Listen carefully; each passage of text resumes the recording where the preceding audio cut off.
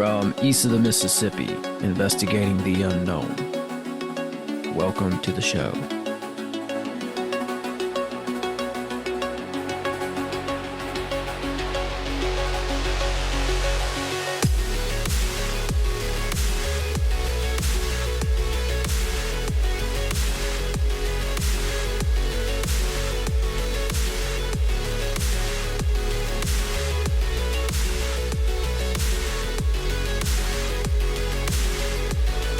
My guest today is author, musician, artist, researcher, and host of Strange Familiars, Timothy Renner.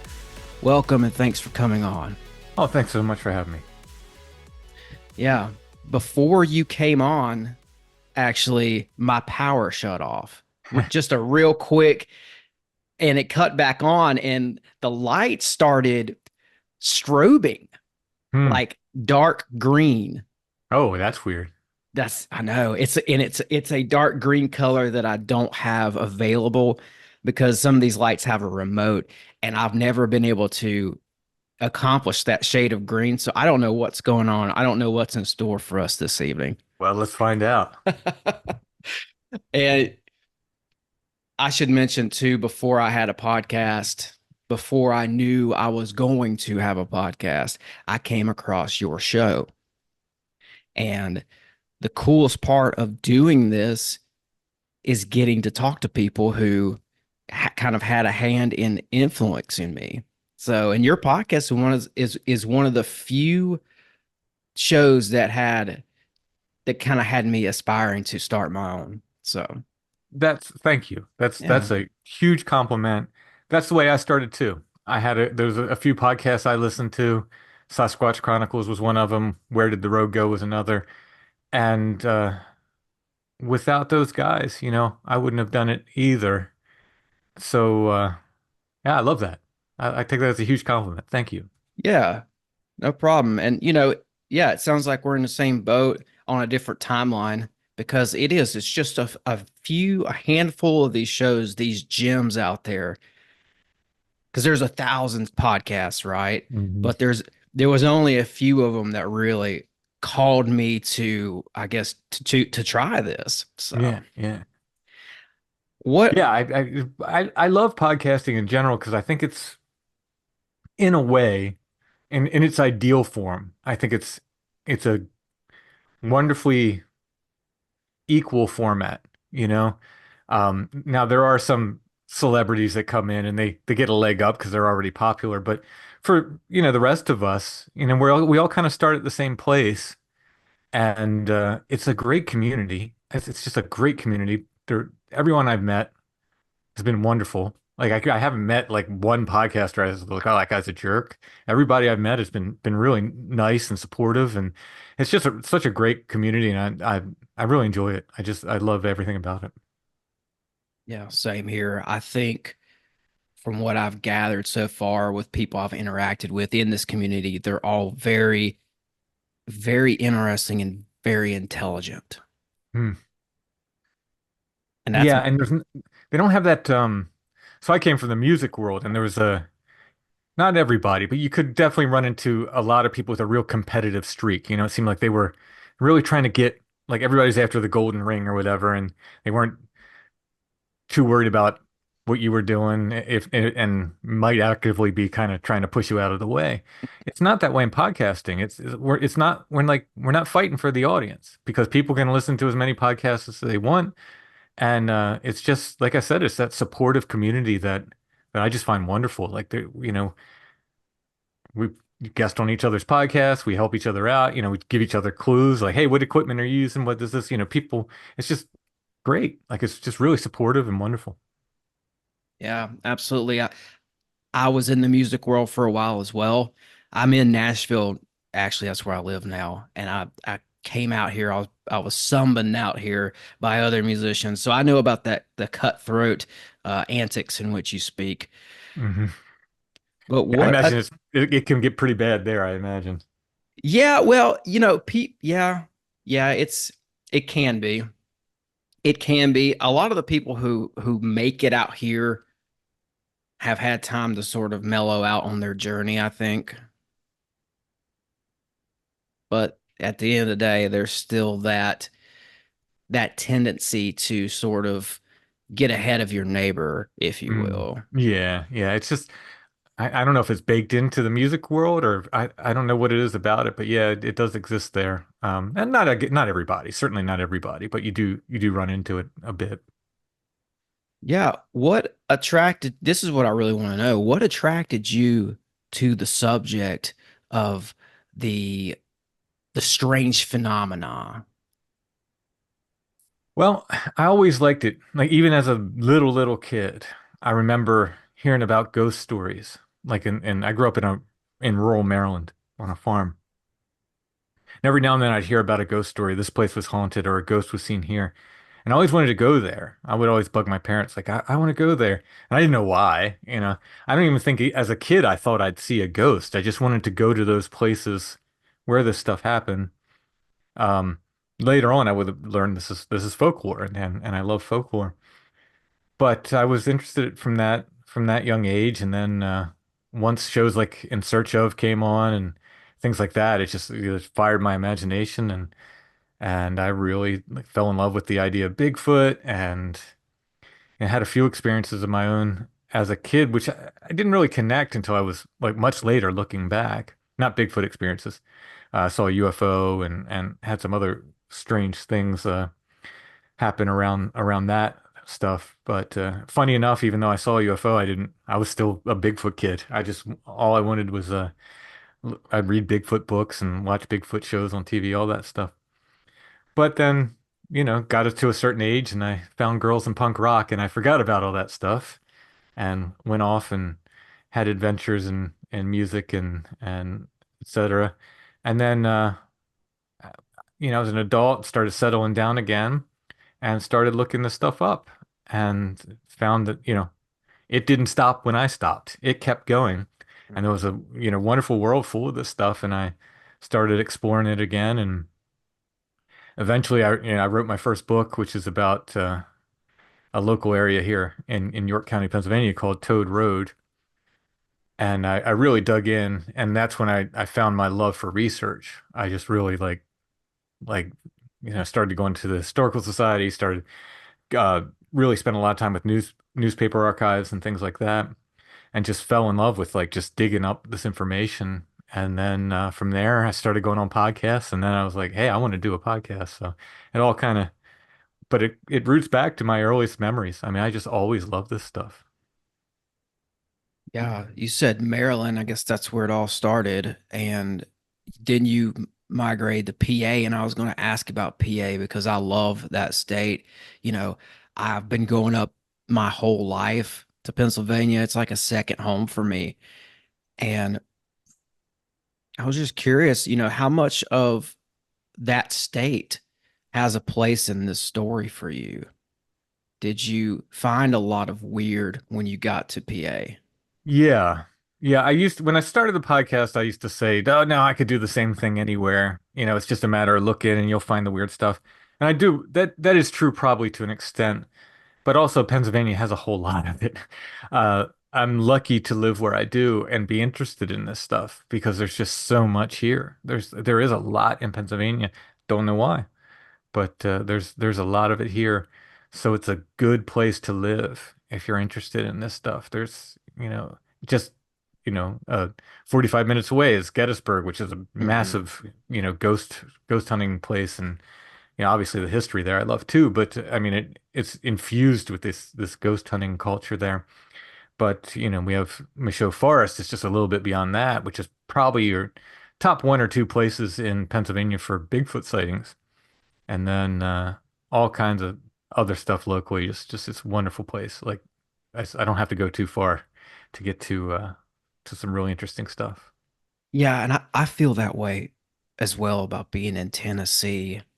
And I suppose I came from North Carolina to Nashville, and I suppose I could probably say the same about North Carolina, but I have all these great memories of driving up to Pennsylvania from North Carolina just my whole life because my mom's side of the family is from Butler, Okay. the All right. Pittsburgh area. Yeah, I'm familiar with it. And yeah, and so, part of that trip was going through West Virginia, Hmm. which Oh yeah. is very much a high strange area of the country. I'd say that West Virginia is dense Fortean land. I love West Virginia too. I always say West Virginia just it's like Pennsylvania on steroids. You know, you Yeah. get the rolling hills roll a bit more, the mountains are a bit higher, the green's a bit greener. Yeah, I love West Virginia. I spent a lot of time there learning clawhammer banjo, and I fell in love with the state and the people. Just wonderful place. If I didn't live in Pennsylvania, I don't know, be a close call between Western Massachusetts and West Virginia. If I didn't live in Pennsylvania, I'd choose one of those two places. Yeah, I've often thought about that too. I often think, what if I end up in West Virginia? And then I think, well, it wouldn't be that bad. It's kind of like an isolationist dream. Yeah. Oh yeah. Yeah, that part of me that wants to live alone in a cabin looks at West Virginia and goes, "Ooh, That's right. that's pretty nice." Yeah. Pretty nice.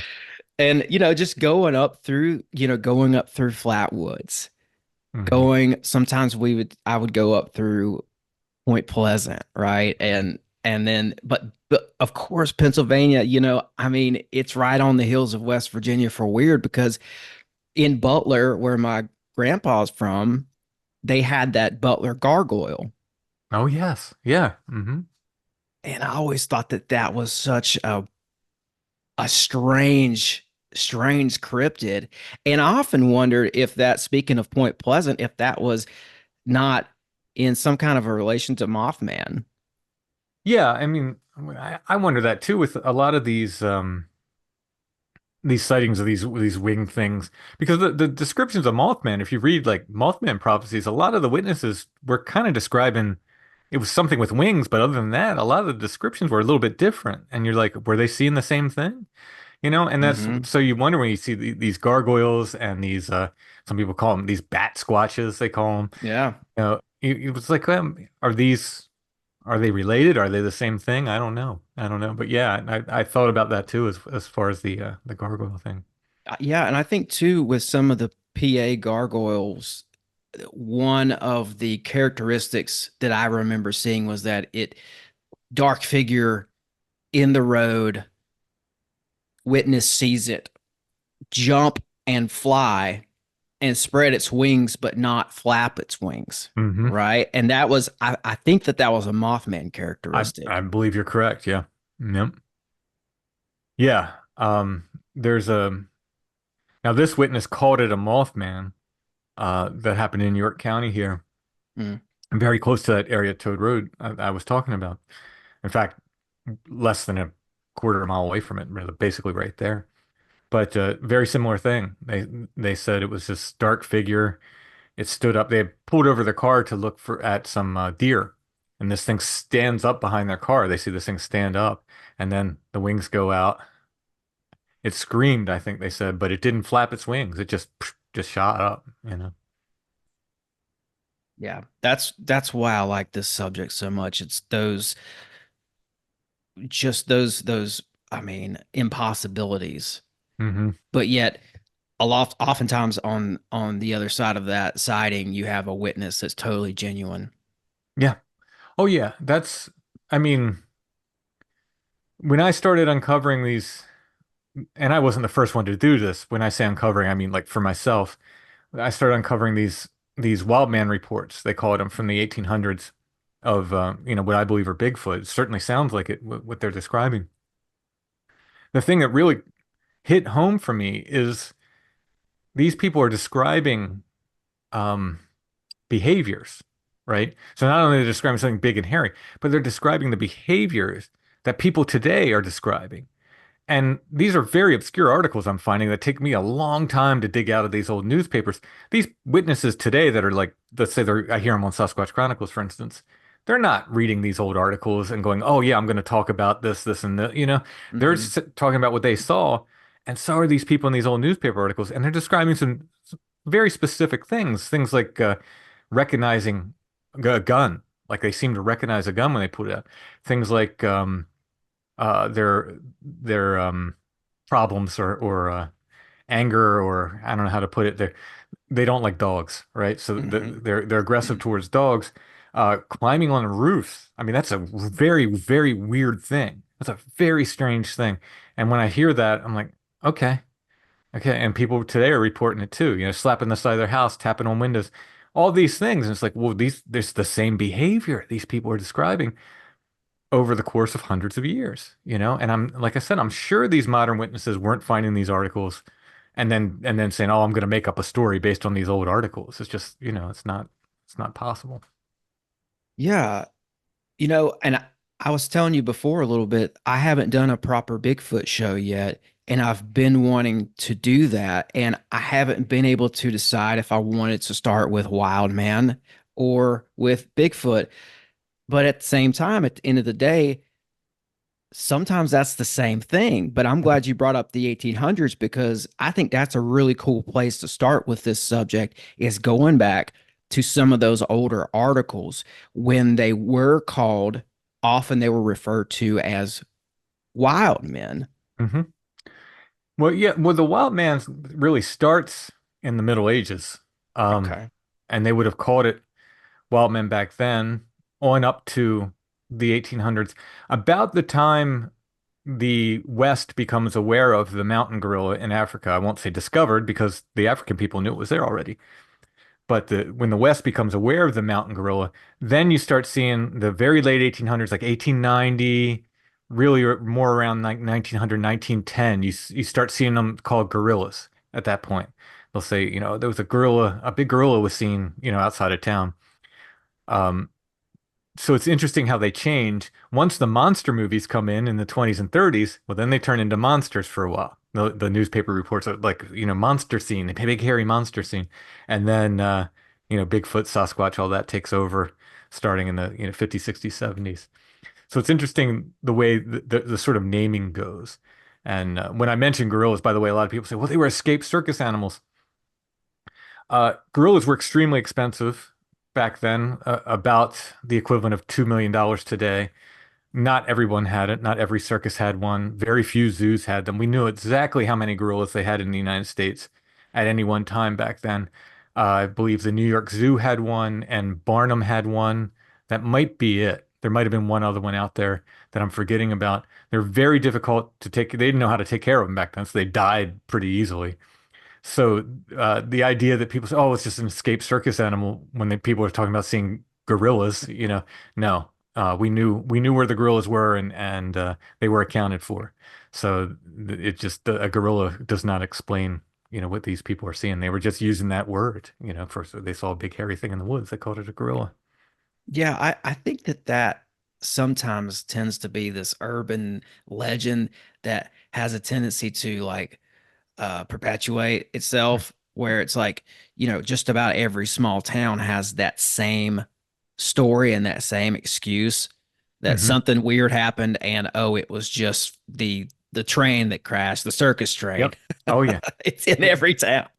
I happen to be lucky in that department. My wife is a circus historian. And she knows, like, if someone claims there was a circus train crash, she can figure out if where the circus train crashes were. They always made the newspaper. It was a big news. There were a few, nowhere near as many as people claim, but I can always check with her and just say, "Hey, was there a circus train crash in this state around this time?" And she can look it up for me. And by far, the answer has been no. I can't think of one time where it's corresponded with one of these stories. Yeah. One of the first episodes I heard of yours was I think it was called The Witch Digger. Oh yeah. And the I bring it up because I think it's a good example of this dichotomy between wild man and Bigfoot and how blurry that can be because this episode deals with a creature that kind of rides the line between Bigfoot and wild man, if I'm remembering that correctly. Uh Yeah. Yeah. That story in particular has become in many ways the defining story of Strange Familiars. I'm not sure how recently. I don't know. So we did it episode 4. So that early in the show was the first time we did the Witch Diggers. We came back to it last year because some witnesses who currently live on that same property contacted me and said they were still having activity today. They invited us out. We went to that property. We stayed there. We had some incredible things happen to us, not all of which I'm ready to talk about. But some Bigfoot related things, some things related to anomalous lights in the sky, and some other very, very strange things that were very Mothman prophecies-esque. And I don't mean we saw a Mothman, I just mean the other kind of high strangeness that surrounded that phenomena.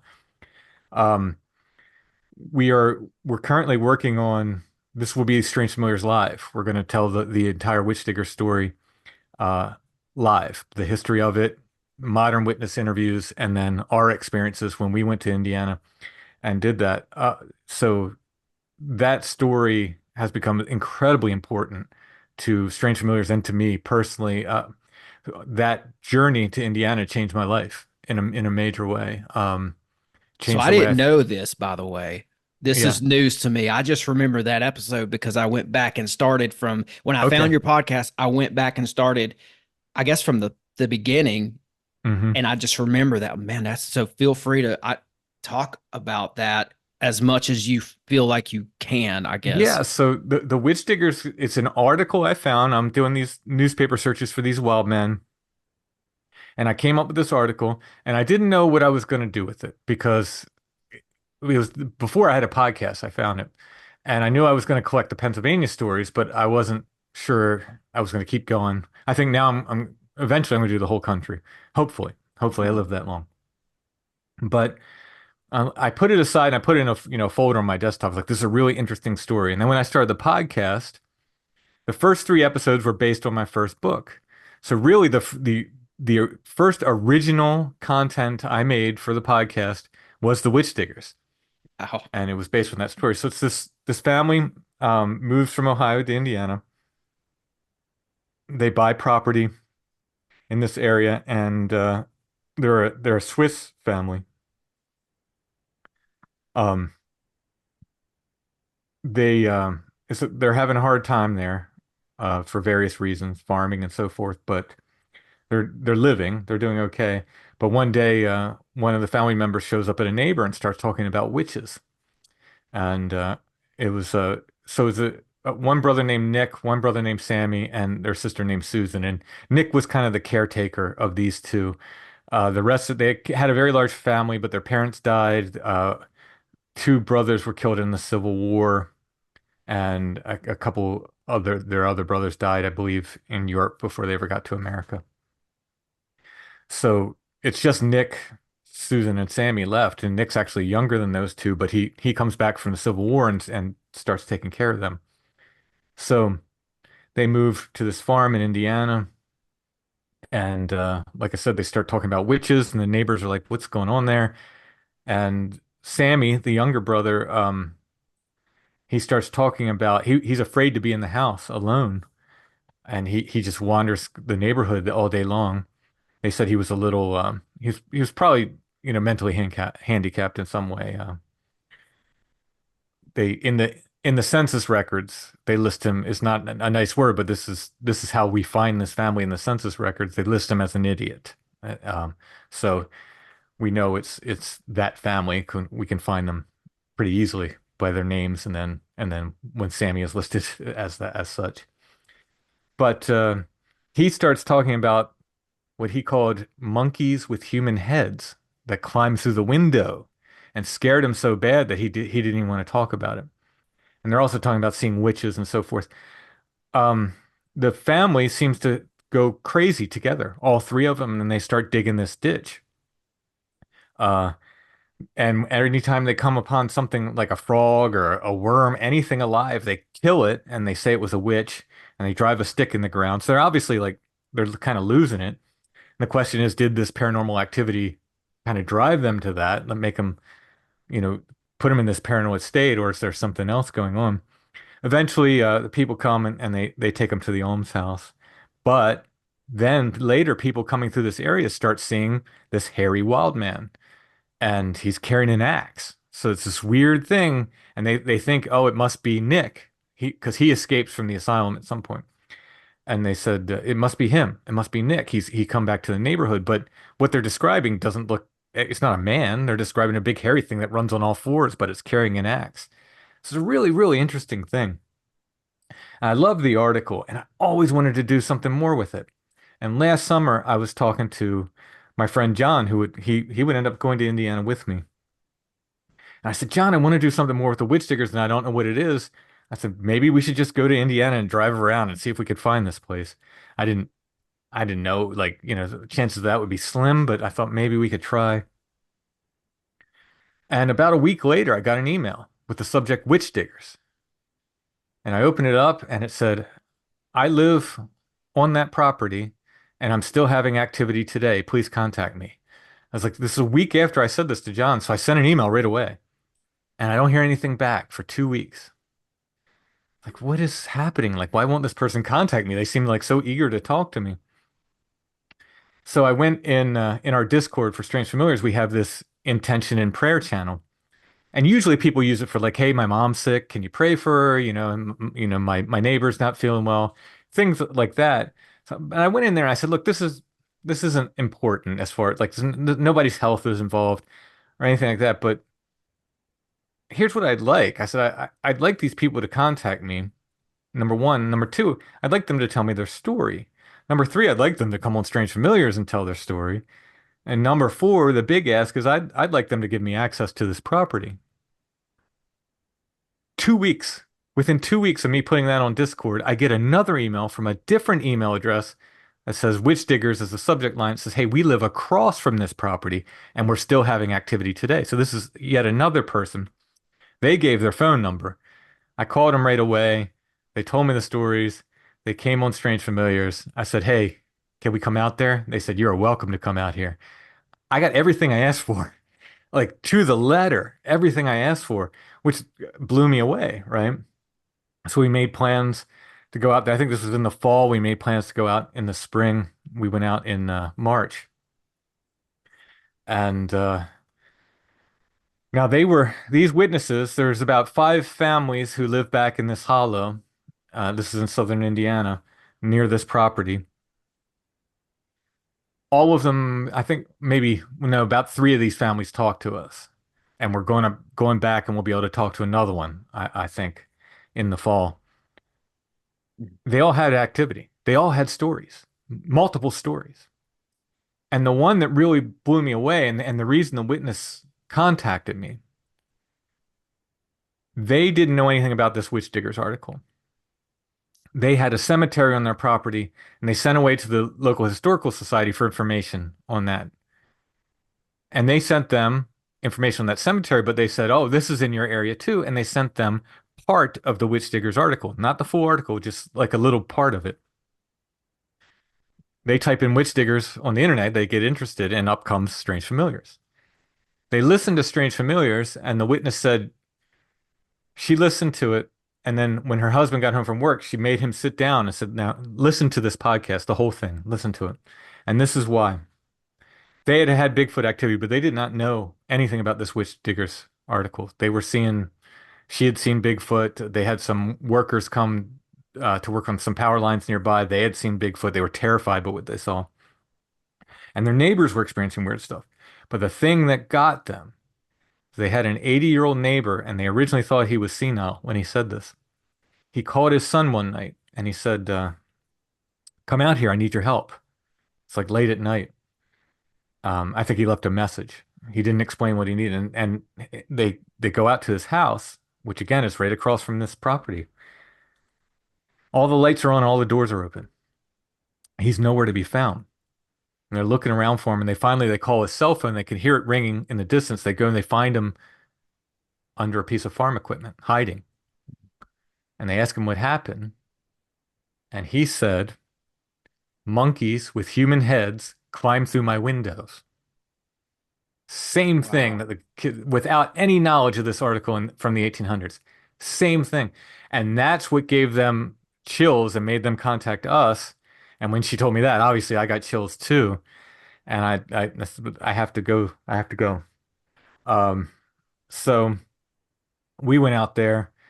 Like I said, we've had we did not see any creatures, but we had Bigfoot-like activity. I don't want to say too much because, like I said, we're going to do Strange Familiars live. We're going to tour the country and we're going to tell the full story of all this. But we saw anomalous lights in the sky more than once. And next time we go out, I believe, so the house where the elderly man lived, he has since passed away, and that house sits empty. The family doesn't want to do anything with it. And they said next time we go out, we can stay in that house. So Ah. I will get to stay in the house where the quote unquote monkeys with human heads climb through the window. So Oh. I'm quite excited about that. Since we've been there, there's been three-toed tracks found in along a pond, and the main witnesses that we talked to, they rent a cabin to other people, and these people at this cabin had not talked to them about Bigfoot. But finally, when they had this footprint appeared in this pond, they opened up about it. And they said since, I think for 2 years, they said every night they've been getting activity.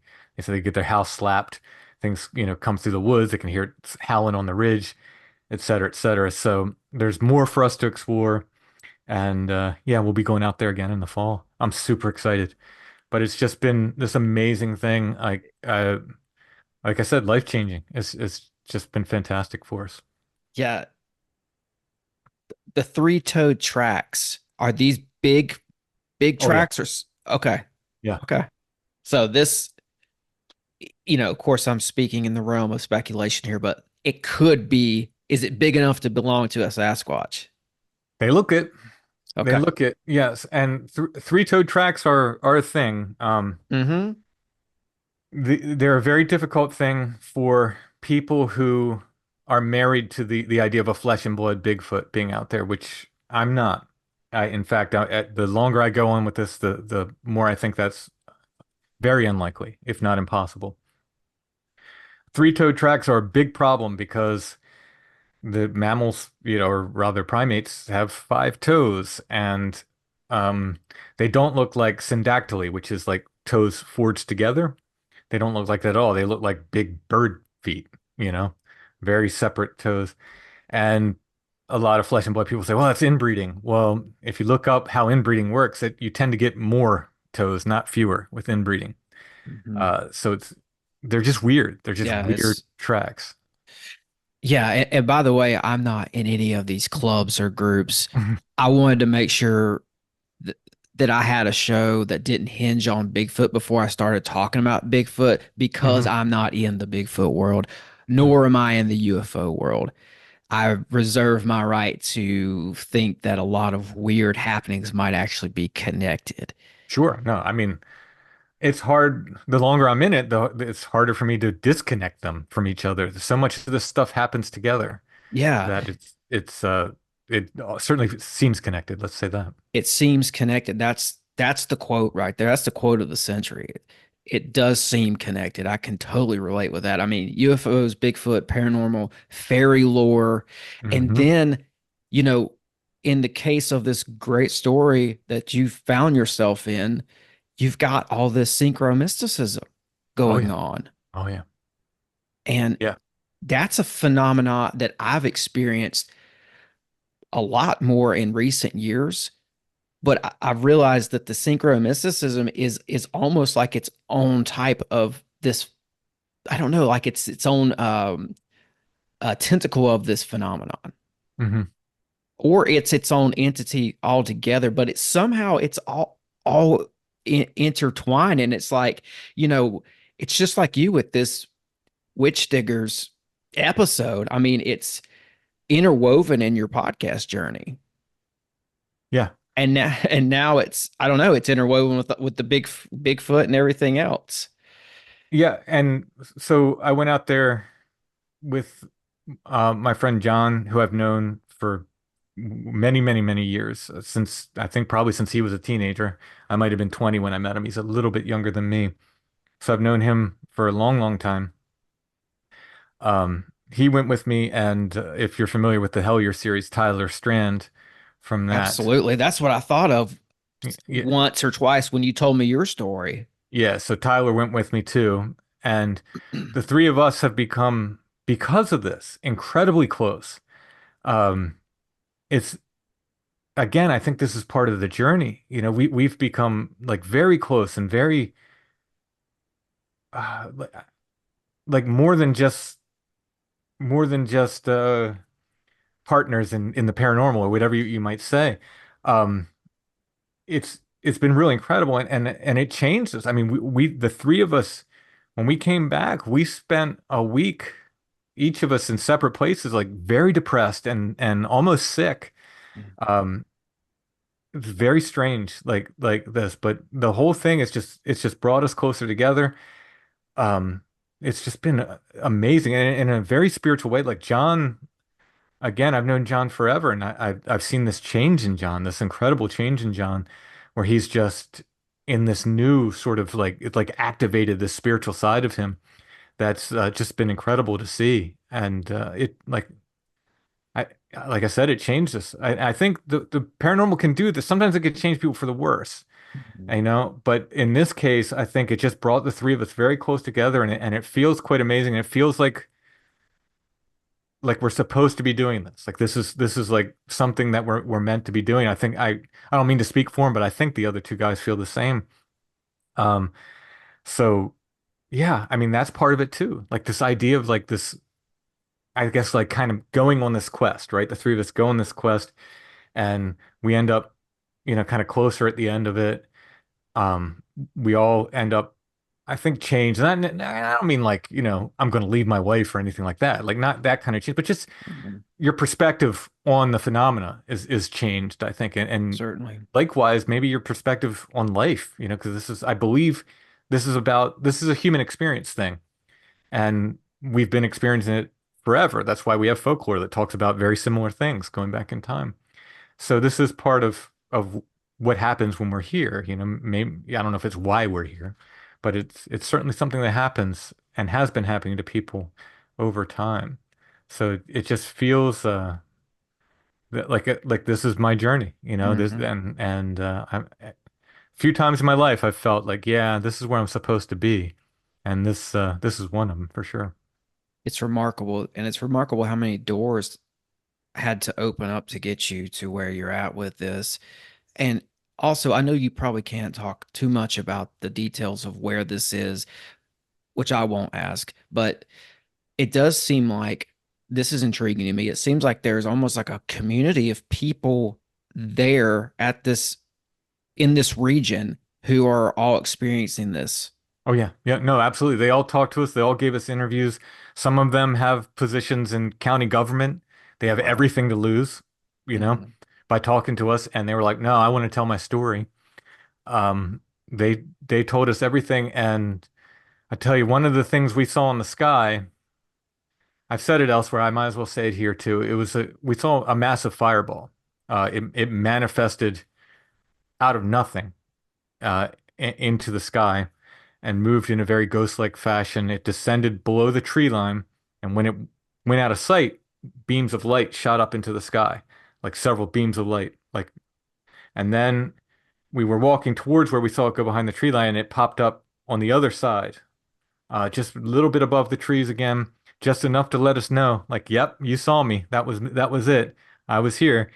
And it drops down again and again with the beams of light once it drops down. Uh, One of the witnesses, when we described this, his eyes got real big because they were telling us their stories. And then like, oh, you know what we saw the other night? Because we saw it the first night, not the first night we arrived, we got there late. We went right to sleep. But the first night we were like out in the field when we were there. That's when we saw this fireball. And we said, he tells his stories. And then we said, well, you know what we saw the other night? And his eyes get big. I could tell. And he said, I haven't thought about this.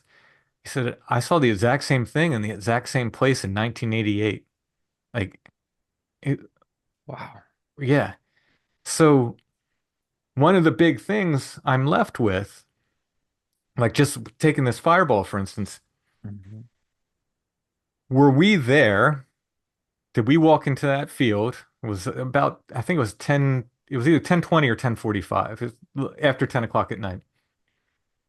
And when I say this thing was huge, I mean, we're guessing at least 25 feet across, probably closer to 40 feet across. It was massive fireball in the sky. It looked like the sun at sunset, but it was kind of Mhm. moving around. It wasn't the sun.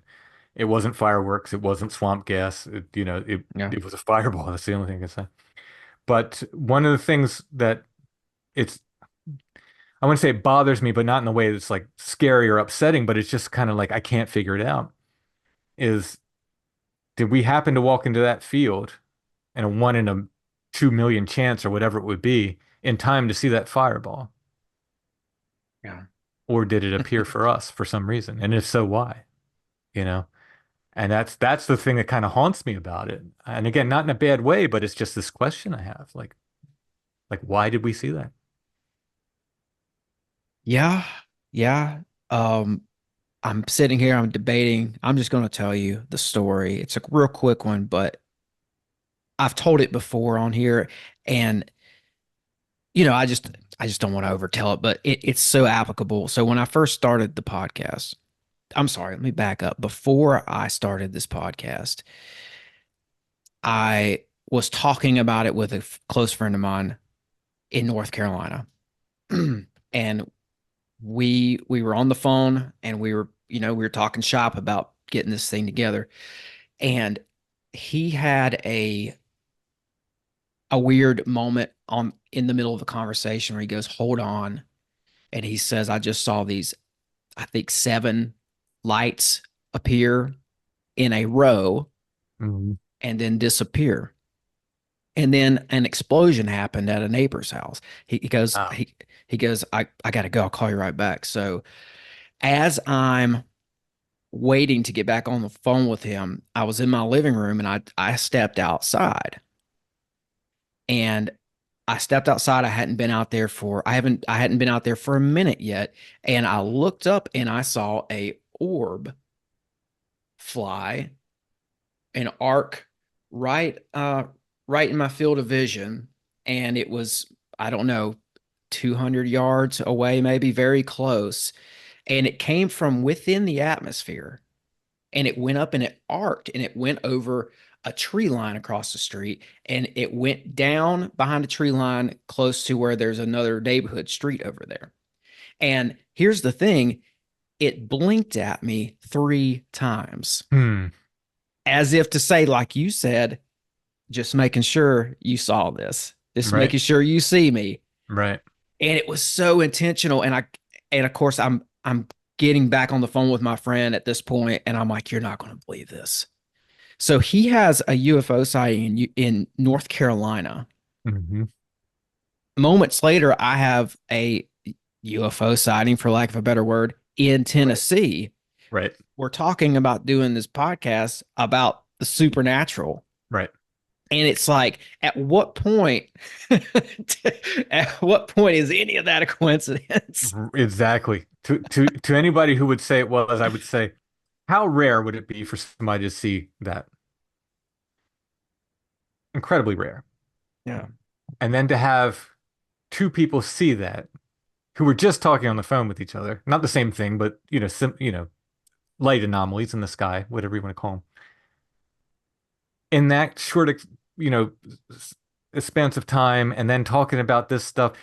No, I mean, in my mind, they have to be related somehow. Like there's something happening there. Yeah. That was the other. Like I don't know what all this stuff is. I just kind of generically call it the other. That was the Hmm. other saying, "I see you." Yeah. And I always forget this part. It was a very clean white light. It was so clean and pure, it was almost an unnatural light. It Hmm. didn't look like a flashlight or like a drone, or it definitely didn't look like a plane. And it was just, I always forget that part. So I'm throwing that in. It was just this clean white orb, just so entity like, Hmm. the whole thing. But back to that fireball, that was my grandpa's UFO sighting. Oh, really? And I'd heard it many times over the years. He would tell it at family gatherings, and it was great because all the disbelievers in the room would roll their eyes like, oh, this Hmm. again. But I I always believed him, and I pressed him on it because I was trying to get more information out about this, and it wasn't a cigar, it wasn't something metallic, it wasn't, a classic saucer. It was he saw a fireball, and that's what I mean, Grandpa, what do you mean? He goes, a fireball. Hmm. Like it was literally like a ball of fire that moved over the horizon. So I've been going back and looking in Indiana around the time of the original Witch Diggers. Um, it's the 1880s. The article appeared in the 90s, but it actually happened in the late 1880s. And I found this article from Indiana from 1888. And it says, while globular lightning may be more common than is generally supposed, it remains for a gentleman connected with the News and Advisor to have seen still a more singular sight. It was nothing more or less than a phosphorescent fire, or will-o'-the-wisp, which, emerging from the banks of the Flint River during the recent overflow in the shape of a ball of fire across and above the treetops, this ghastly fireball made its appearance just as the corpse of an unknown man was seen drifting down the swollen current of the river, his face calm after the agony of death, upturned to the pitiless sky. So the dead guy is we certainly didn't see a dead guy. This was by a large creek. Some people call it a river, where this was.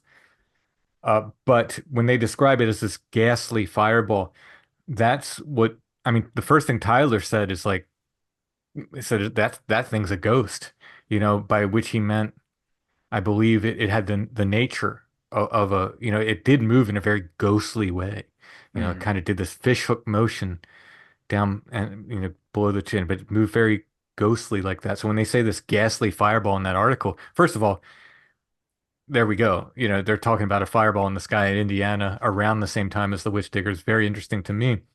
But the way they describe it, though, I was like, wow, I don't know that they saw the same thing, but it certainly sounds very similar to what we saw. Yeah, while you were talking there, I was looking, and I'm not going to be able to find it right now in time, but I this year I was able to find. I was on New Fork, and I found a sighting from, I believe, Wyoming. Very cool account, close to one of the cities out there, and they included a picture. And when I saw the picture, I thought that's exactly what my grandpa saw, Mm. or close to it, Hmm. because it's, we're talking about a fireball here, and man, I'm very excited actually to see what you do with this. I noticed you said you're going to do Strange Familiars live, and I don't know. Have you considered doing a documentary or video footage of this? Yeah, that's a possibility. We Okay. need to talk to the witnesses and see how comfortable they are with that. We're very guarded of this because these people were about the nicest people I've ever met in my life. And I mean that whole neighborhood just embraced us and gave us access to all their property night and day, just completely gave us access. The main witness gave us a four-wheel drive just to drive around, while we were there, like a Forerunner. It's a great little four-wheel drive. He had an old Forerunner. It was fantastic. And just to, hit the trails if we wanted and just drive us around night and day again, night and day. Just the nicest people I've ever met in my life. So the last thing I want to do is bring down a paranormal circus around their heads, and have a bunch of people running on their property and stuff. Mhm. So we're very careful and we're very protective of them because of this. Um, so yeah, Mr. Oh yeah, so that's why we're presenting in the way we are, Mhm. as a live show, and we just that's the way it's going to be. Well, that's So okay. eventually I'll write a book, but for now we're going to keep it as the live show. So if people want to hear the story, come see us live. There's a lot more to it. There's so much more. Yeah, that's great. I mean, that's how stories were told for all of time, as far as Hmm. I know, before these TVs and stuff started to become a thing in modern society. It's like you had the campfire tales, you had the Oh yeah. oral tradition, you Yeah. have this very old and intricate type of oral tradition, basically folklore, Hmm. that's a part of humanity. I mean that. So whenever I hear you say, we're going to do it like this, well, you're still getting the story out there, and the story can still be great, even if it's just being told, I Yeah. think, Oh yeah, without visuals. the documentary was the question. Yes. We Yes. we may at some point look to do that. I'm not a I just I'm not a video guy. I don't know that Yeah. much about it, so it would require people other than me to help us with that. But there will be audio visual elements to the live presentation. So there will be like video clips and stuff we will present. Yeah. Well, you brought up a article there from 1880s a second ago. I believe it was 1886 or something like that. 1888. Yeah. Okay, 88. I've got one here from 1877, and it's a short one, so I'll just read it. A party of gold miners traveling through the Globe Valley in Caldwell County, North Carolina, encountered what they described as a wild man. Although they only got within 40 yards of the man, one miner claimed that this peculiar specimen of humanity appeared to be a giant, 6 foot 5 inches with a funnel shaped head Hmm. and 2 inch long dark hair covering his body. When he spotted the miners, he pounded his chest before turning and bounding off into the woods with the speed of a deer. Mm. The party tracked him with guns. The party tracked him with guns drawn to a cave deep in the mountains where they found bones of many animals scattered about, including that he had been living, indicating that he had been living there for a while. And I like that one because it's from North Carolina. I'm from North Yeah. Carolina. Yeah. You've I probably heard that one.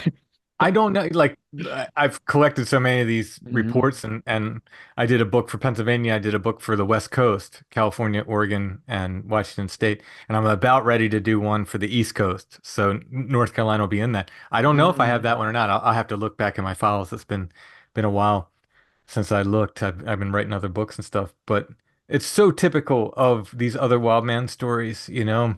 Um, I immediately when you said that was 1870. 1877. Yeah, 77. I wonder, like, did they even know about apes beating their chest at that point? that's a good question. Yes, that's an interesting detail that Hmm. the wild man did there. The cave is a very important detail. You hear that a lot. There is something about caves, about underground things. I will say Indiana, that whole area is filled with caves. There's caves underneath the entire area where we were. Tons of caves around there. But no, a lot of these, a lot of anomalous activity in general, you will find caves, mines, um, some form of people digging into the ground. And I started picking up on this, and it's been pretty consistent. Every time I find one of these, quote unquote haunted areas Hmm. or areas that are associated with Bigfoot, there seems to be cave, mine, or an instance of people doing like some kind of major digging into the ground. Look at the witch diggers. They were digging Yeah, in the ground. They were digging. digging in the ground. Not only He there caves there, but they were digging. yeah, the premise of Hellier, of course, just because when you said three-toed track, I thought of Hellier originally. Hmm. Hmm. But that's to do with caves. I mean, I'm doing another episode on giants, but I also just finished an episode on giants. And what's interesting there is it's these same states. It's these states that have all like Kentucky and Tennessee and Indiana, the states that have the caves, and West Virginia, Hmm. Ohio, and then the lower part of PA, Hmm. where all these giants are are found. They were found, all the bones in the burial mounds. It's the Yeah. Ohio River Valley. And, I'm trying to find different terminology, but what keeps coming to mind is like Middle Earth, Lord of the Rings. But it's like this area of the country was just and still is like abundantly humanoid. Yeah. Yeah, I mean, whatever I forget the name of that culture that they think was, like basically pre-American Indian. Um, they left a lot of structures around, a lot of these stone structures up in New England, and there's a local park here. It's in a place called Hex Hollow where there's something called the quote unquote Hex murder happened. It was a faith healer. There's a faith healing practice in Pennsylvania called the shorthand powwow. The German name is Brauerei, and it's simply a Christian folk magic tradition, mostly faith healing kind of stuff. But part of it is to undo hexes, right? So if someone felt they were cursed or hexed, and always with the idea that the people can unmake hexes, can also make hexes. So there's a lot of superstition around these powwow doctors, as they were called. This one fellow, these people believed he put a curse on him. They murdered him. Uh, it's a long story. He was completely innocent. I feel awful for him. Um, but in any case, the area became known as Hex Hollow. In that area, I have found a series of intersecting walls throughout this park, and the local sort of wisdom is like, oh, they're just farm walls. Well, um, they don't correspond to any farms that were ever on the map down there. I've gone through the old historical maps, and they're not built. Now there are to confuse matters, there are a couple firmly like Western walls that are down there, but these intersecting walls throughout the park are not built like Westerners built walls. They're built like these early Americans, these pre-Native American civilizations built walls. They intersect. They have offering niches in them, Hmm. which is where they would have put corn or something. And these niches line up with the sun on solstices and equinoxes. So I believe Yes. I have found something here. Now, the State Museum of Pennsylvania is not yet convinced, but I cannot see what else it would be. There are serpent walls. They wind, these walls wind and they end in what looks like big snake heads. Hmm. All kinds of these earthworks. And if I grew up on a farm. You don't you don't build a wall just to build a freaking wall, and these low walls aren't keeping livestock in or out. Right. Yeah, they could be property markers, but come on, that's a lot of calories. That's a lot of calories. You know what we did when we come upon rocks? We take them, we throw them out of the field. We're gonna build a wall with them. Right. Why waste the calories? Get moving, get back to farming. I'm just not convinced these are anything but this like I said, this pre-Native American society. And I'm sorry, I keep blanking on the name that they called it. But yeah, The and I mound believe these are. builder culture, perhaps. I'm sorry. I know what you're referring to, but are you thinking about the mound Yeah. builder class? Yeah, but Yeah. there's a Yeah. like sort of more official name for it. I'm reaching for, but I probably won't be able to think of. But no, I think these are the same, like the same thing. The giant skeletons are related to this. These earthworks are related to this. These mounds, like you were saying, are Hmm. related to this. And I think there's more of them out there than people know or realize.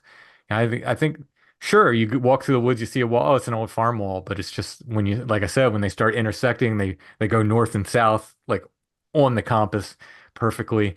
The intersections are places which seem to correspond with different things. So my goal is at some point to maybe get this recognized as a place of history, and Yeah. it's a county park, but you can't rely on the county. They will Yeah. sell off parkland if it becomes like a national place of, historical marker or something like that, then it can be preserved. So that's my hope one day to convince somebody else of what I'm seeing here. Yeah, we're on the same page there. And I keep coming across this same sort of thing here. And because I know recently I was talking to a fella and we were talking about there's a similar old wall in Louisville. Hmm. And it's an old ancient wall, we think. And it's there's an old ideology in some of the archaeologists, they don't want to, they don't want to look into it. They want it to fit into this box, but it Hmm. seems like it's older. But I keep seeing this, and I was just recently looking at the. So I think that some of these are old cities, remnants of old cities Hmm. from a race who was here before the Native Americans, and eventually probably coexisting with them. And that's why I think that wall in Louisville is where it's at, because it's on the Ohio River. I think they were using that, they were traveling that river. And then, but I just found a similar thing in Chicago where, because you said altars, and it came to mind, there was an old stone there called the Wabazi stone. Hmm. It's in a private collection today. Giant, I think it's granite standing stone, has a face carved in it. And at the very top of it is one of these altars carved into it.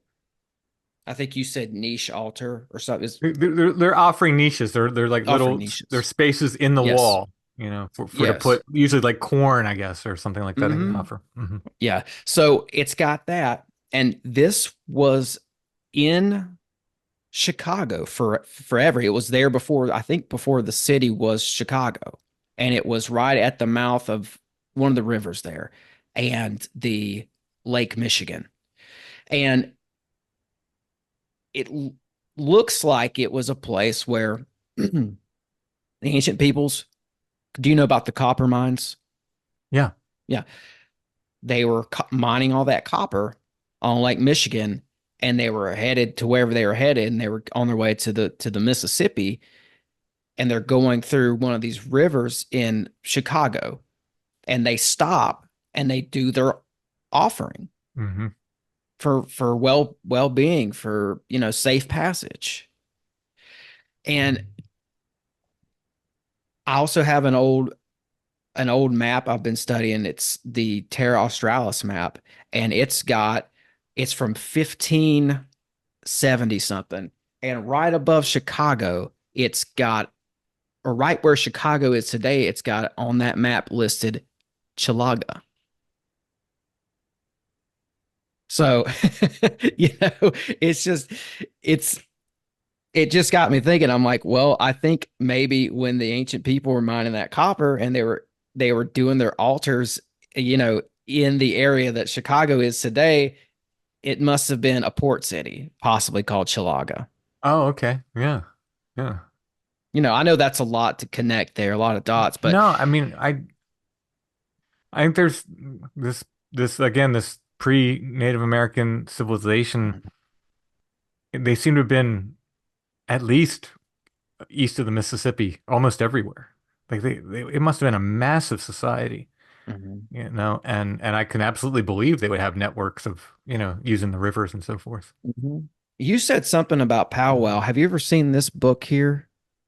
Uh, I'm very familiar with that book. Yes. you would be the first person I've talked to who knows what this is. Yeah, that has to do with the with that folk magic tradition in Pennsylvania. Um, I find that I love that book. I really do. It's on a skeptical eye can read that and dismiss it as, ridiculous. But there's more to it. I'm incredibly sure of that. Yeah. My experience with that book has told me that there's something there. Um, I think it's from the early 1800s. yeah, Homan was a Catholic who moved to Berks County, Pennsylvania, in the early 1800s, and he was a fairly prolific writer and publisher. And he did, several, but he collected those charms. Um, and published it. Now this is a folk magic tradition. It belongs to the people, so I think he did a good thing by doing that. Uh, but there are people who today want to gatekeep this tradition and who are very mad at him and others who write books about it. They're giving away our secrets. No, these are everyone's secrets. These belong to the people.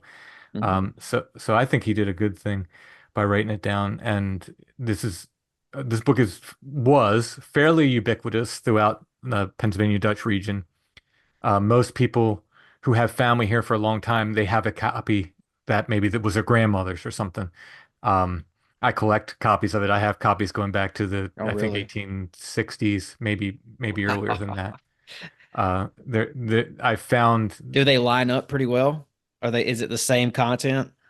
it's the same content, yeah. Hmm. So this book is one of the few that's been in print since the day it was first in print. Oh, It's yeah, didn't know it's never that. been out of print.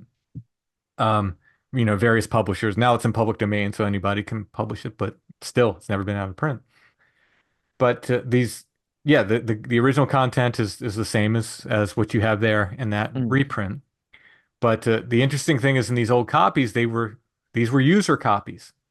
So you get in pencil, often on pages, extra charms that people have collected from people in their neighborhood, or names of other what we call powwow doctors or brokers. They will have written down. And so these books are incredibly valuable to like a researcher like me. Yeah. They're expensive, but when I find them, if they're not crazy, I will get them because of that those extra bits that are in there are just wonderful, wonderful stuff. Just to give people an example of what we're talking about here, there's a little taste here on the back. It says this book shares secrets for curing hyster. It's kind of a light type here. Let me try this again. Curing hysterics or hysteria, I'm assuming. Hmm. Protecting oneself against slander, attaching a dog to a person, making a wand for searching for iron or water, so divining there, preventing malicious persons from doing injury, curing the pole evil in horses, mending broken glass, making cattle return home, destroying rats and mice, making a candle wick that is never consumed, charming guns and other arms, and much more.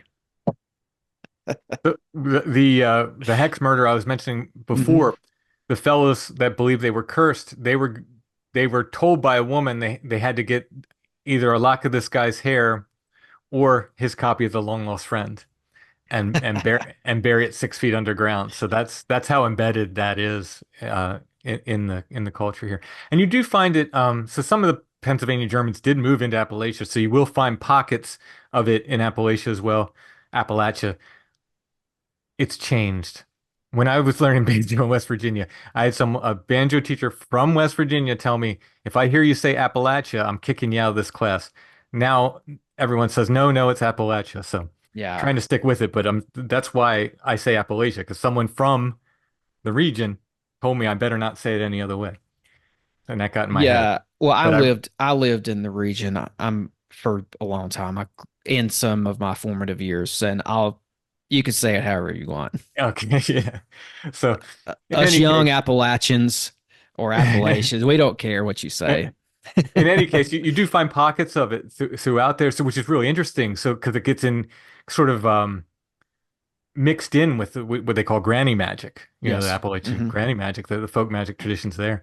I find it incredibly fascinating the journeys these things take, and then they get combined. And I'm good friends with a friar from Ireland, and he was looking at the Long Lost Friend. He's like, "Oh, this is very similar to some of the same traditions in Ireland." So it's this sort of It's that cross-cultural stuff. it's that oral tradition we were talking Yeah. about. It's that Yeah. intricate method for passing down information. Hmm. Yeah. Yeah, And this book is incredible. I mean, it's this is one of my favorite parts. This is what really got me. Like I paused after I read this when I first got this book. It's this little part on here that says, "Whoever carries this book with him is safe from all his enemies, visible or invisible, and whoever has this book with him cannot die without the holy corpse of Jesus Christ, nor drown in any water, nor burn in any fire, nor can any unjust sentence be passed upon him. So help me." And that's such an Appalachian thing to say. So help me. uh, that's I just that whole pencil. I'm glad this came up. This the whole Pennsylvania Dutch thing has always fascinated me. My mom being from Pennsylvania, I she always told me stories of being around the Pennsylvania Dutch and oh they did it this way or they would do this and I've always found that very fascinating. I just saw a thing that Peter Santinello put out. He went to, I believe he was actually in Pennsylvania, and he was just going around doing what he does. He just talks to the locals and films it. And he was in a community where you had not Amish. Who am I thinking of? Mennonite. Mennonite. Yeah, thank you. And so he goes into a Mennonite farm and talks to the lady there. She's the mom, basically, and she has all her kids out. They're in the fields. They're all doing tasks and such. But the younger kids come up and they don't speak English. And this is, 2024 in Pennsylvania. And she explains to him that they learn English at a certain age. Before that, they speak Pennsylvania Dutch, I guess. Mm. Yeah, it is a very interesting culture that perhaps because of the language, I think that maybe helps it survive. And we have traditions here that are very unique. There's a European, so when I say a European wild man tradition, there was tradition in Europe, especially around the Christmas holidays, uh, to dress as wild men, as hairy things, and they have some wonderful costumes in Europe. So some of these festivals, not always around Christmas, but often around Christmas, you'll find this. Krampus is an example. I'm sure people are familiar with like the Krampus thing. That's one of these European wild men I'm talking about. Hmm. In Pennsylvania, we had until Santa Claus took it over, we had a surviving wild man tradition in the United States in the form of Belsnickel. Hairy thing came from the mountains, howled, knocked on your windows, knocked. It sounds like Bigfoot, right? Yep. That's was the legend of the Belsnickel, and it came at Christmas time. So we have this surviving. People would dress in these crazy outfits, and would do what they call Belsnickling. They would go from house to house and bang on the windows, and good kids got candy, bad kids got switches, all that stuff. But here we have this, it survived. And I think part of it is because of the language, because of the Pennsylvania Dutch language, which is not German. It's closer to Luxembourgian than straight German. It has a lot in common with German, but I have German friends who like I've tried to get them to translate Pennsylvania Dutch stuff for me, and they're like, nah, different. It's not, can't do it. Hmm. Different language. It doesn't exactly. It's not one to one kind of thing there. So it's a unique language. It's a unique form of German, and because of that, I think that helped the culture survive, in a way, um, help these aspects of it survive. It's very interesting culture. It is. And you mentioned granny magic, and I know what that is, but sometimes even when I still hear that term, I think about the Fae. Mm, Just that's what comes to mind. hmm And I think it's because when I lived in Appalachia, some of the grannies that I knew, some of the older ladies in the community, they still very much believed in fairies. hmm And I I only knew they didn't tell me this. I knew this because their kids and their grandkids would tell you this. They kept it very quiet. And there were two things in that community that I guess you would call in the supernatural realm that people knew about, or you could say believed in, and that was the fairies and Bigfoot. Hmm. Interesting. Bigfoot was a belief because people were seeing it hmm in that community. And and then they would go to their grandmas and be like, what is this? And the grandmas would be like, the grandma would start talking about fairies almost as an explanation for for Bigfoot. Well, I So mean, there's this crossover. yeah, yeah. I hard to see them as unrelated again. And, people think of Tinkerbell when they think of fairies, but many of these stories have fairies that could turn into very big things. They Mhm. weren't always little things. They would turn into very, very big things. So, yeah, I'm with Grandma on that one. Yeah. I think, they're I think they're closer to a fairy than they are to just some undiscovered ape in the woods. That's all, I can't say I don't know what they are, but just my gut says they're very weird. I know they're very weird. There's a lot of things you can't explain. They don't act like any other animal on the planet, and they seem, a lot closer to these other things we talk about than they do to a gorilla. Yeah, I just had a guy on, I haven't put the episode out yet, but he wrote an encyclopedia of fairies with Mm. over 700 accounts. I Wow. think similar to what you do, he went out and he found all the archived old articles and such and put them in a book and, you know, like yourself, presents it in a very appealing and digestible way. But he had the same theory about Bigfoot. He believes that Bigfoot is like basically a big hairy face spirit, Mhm. essentially.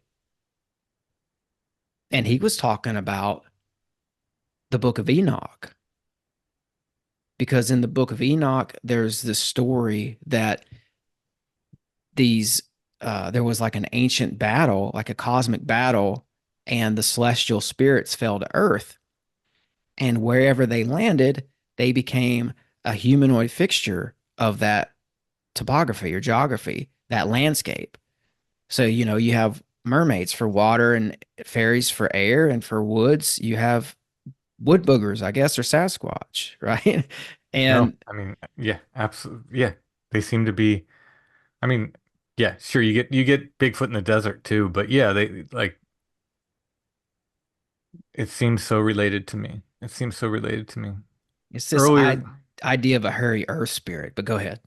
earlier this year I was at Pine Ridge Reservation in South Dakota. I was invited there because they said, "Oh, they're having a Bigfoot flap right now.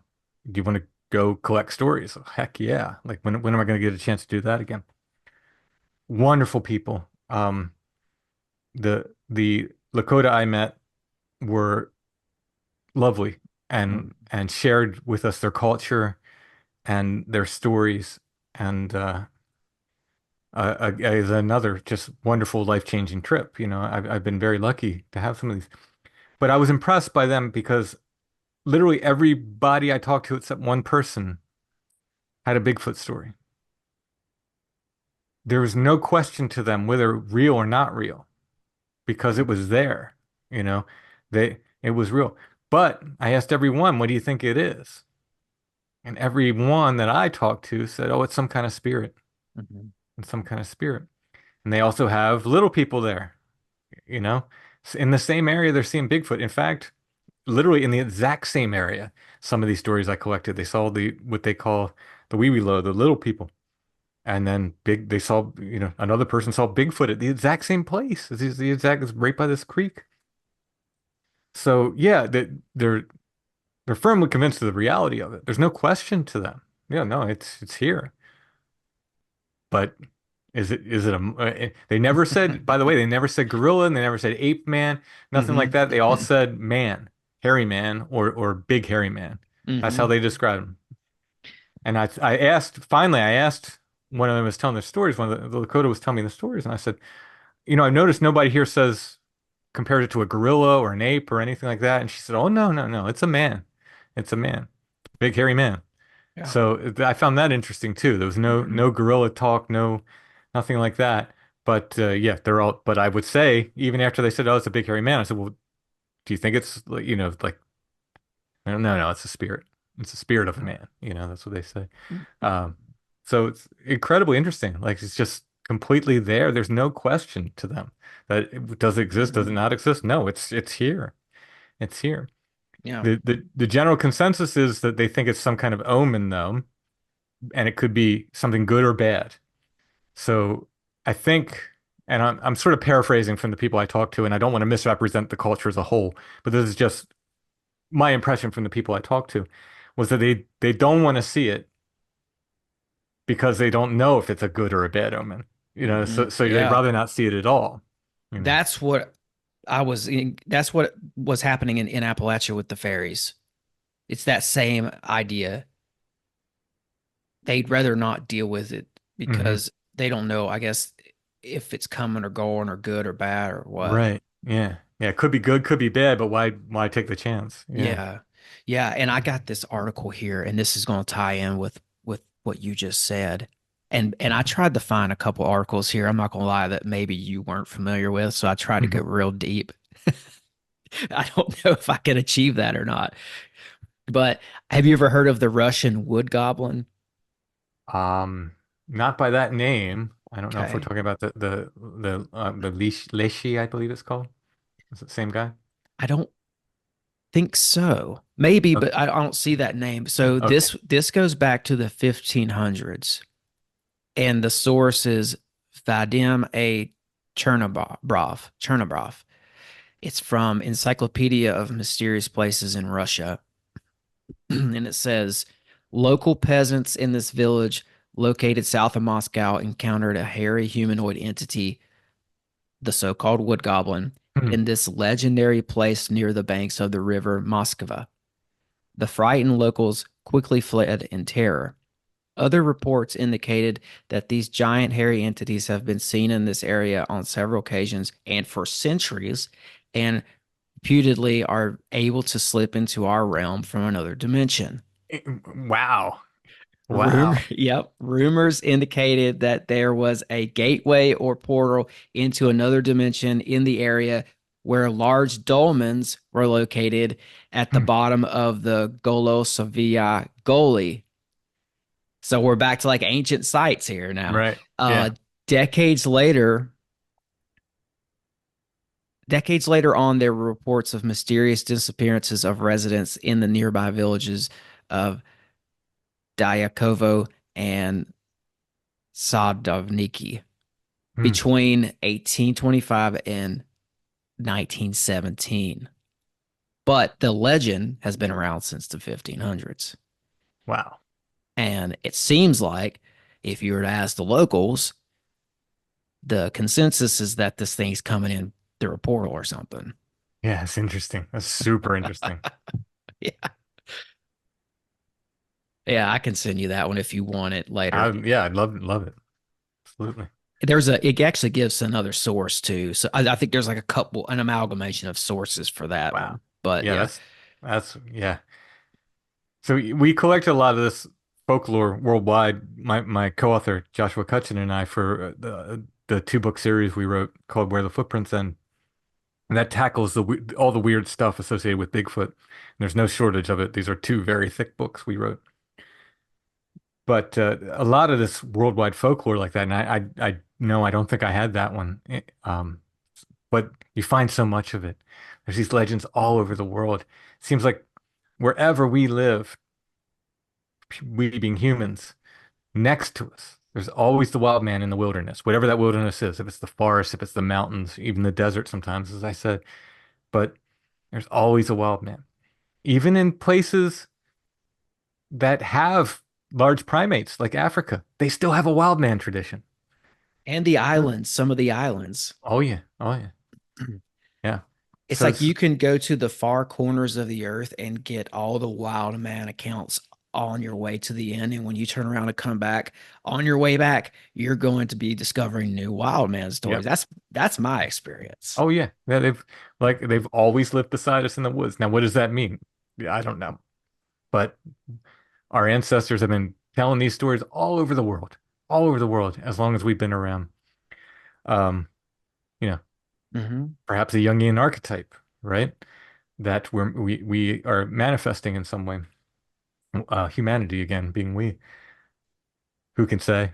I don't know, but why? Why is it always beside us? It's always been there. Yeah, and you sparked something there for me when you said the Jungian archetype. And because I got really into I mean, I've read Jung, but I got really into Keel Hmm. in a way in which I was reading his unpublished letters to his and like old correspondences with like his friends and girlfriends.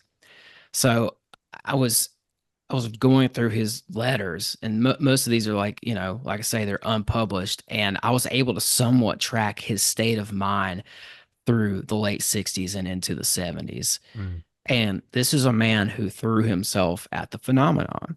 He became a bloodhound on the trail of just all things weird. And he got close, I think, to catching up to this great unknown spectacle of this whole thing.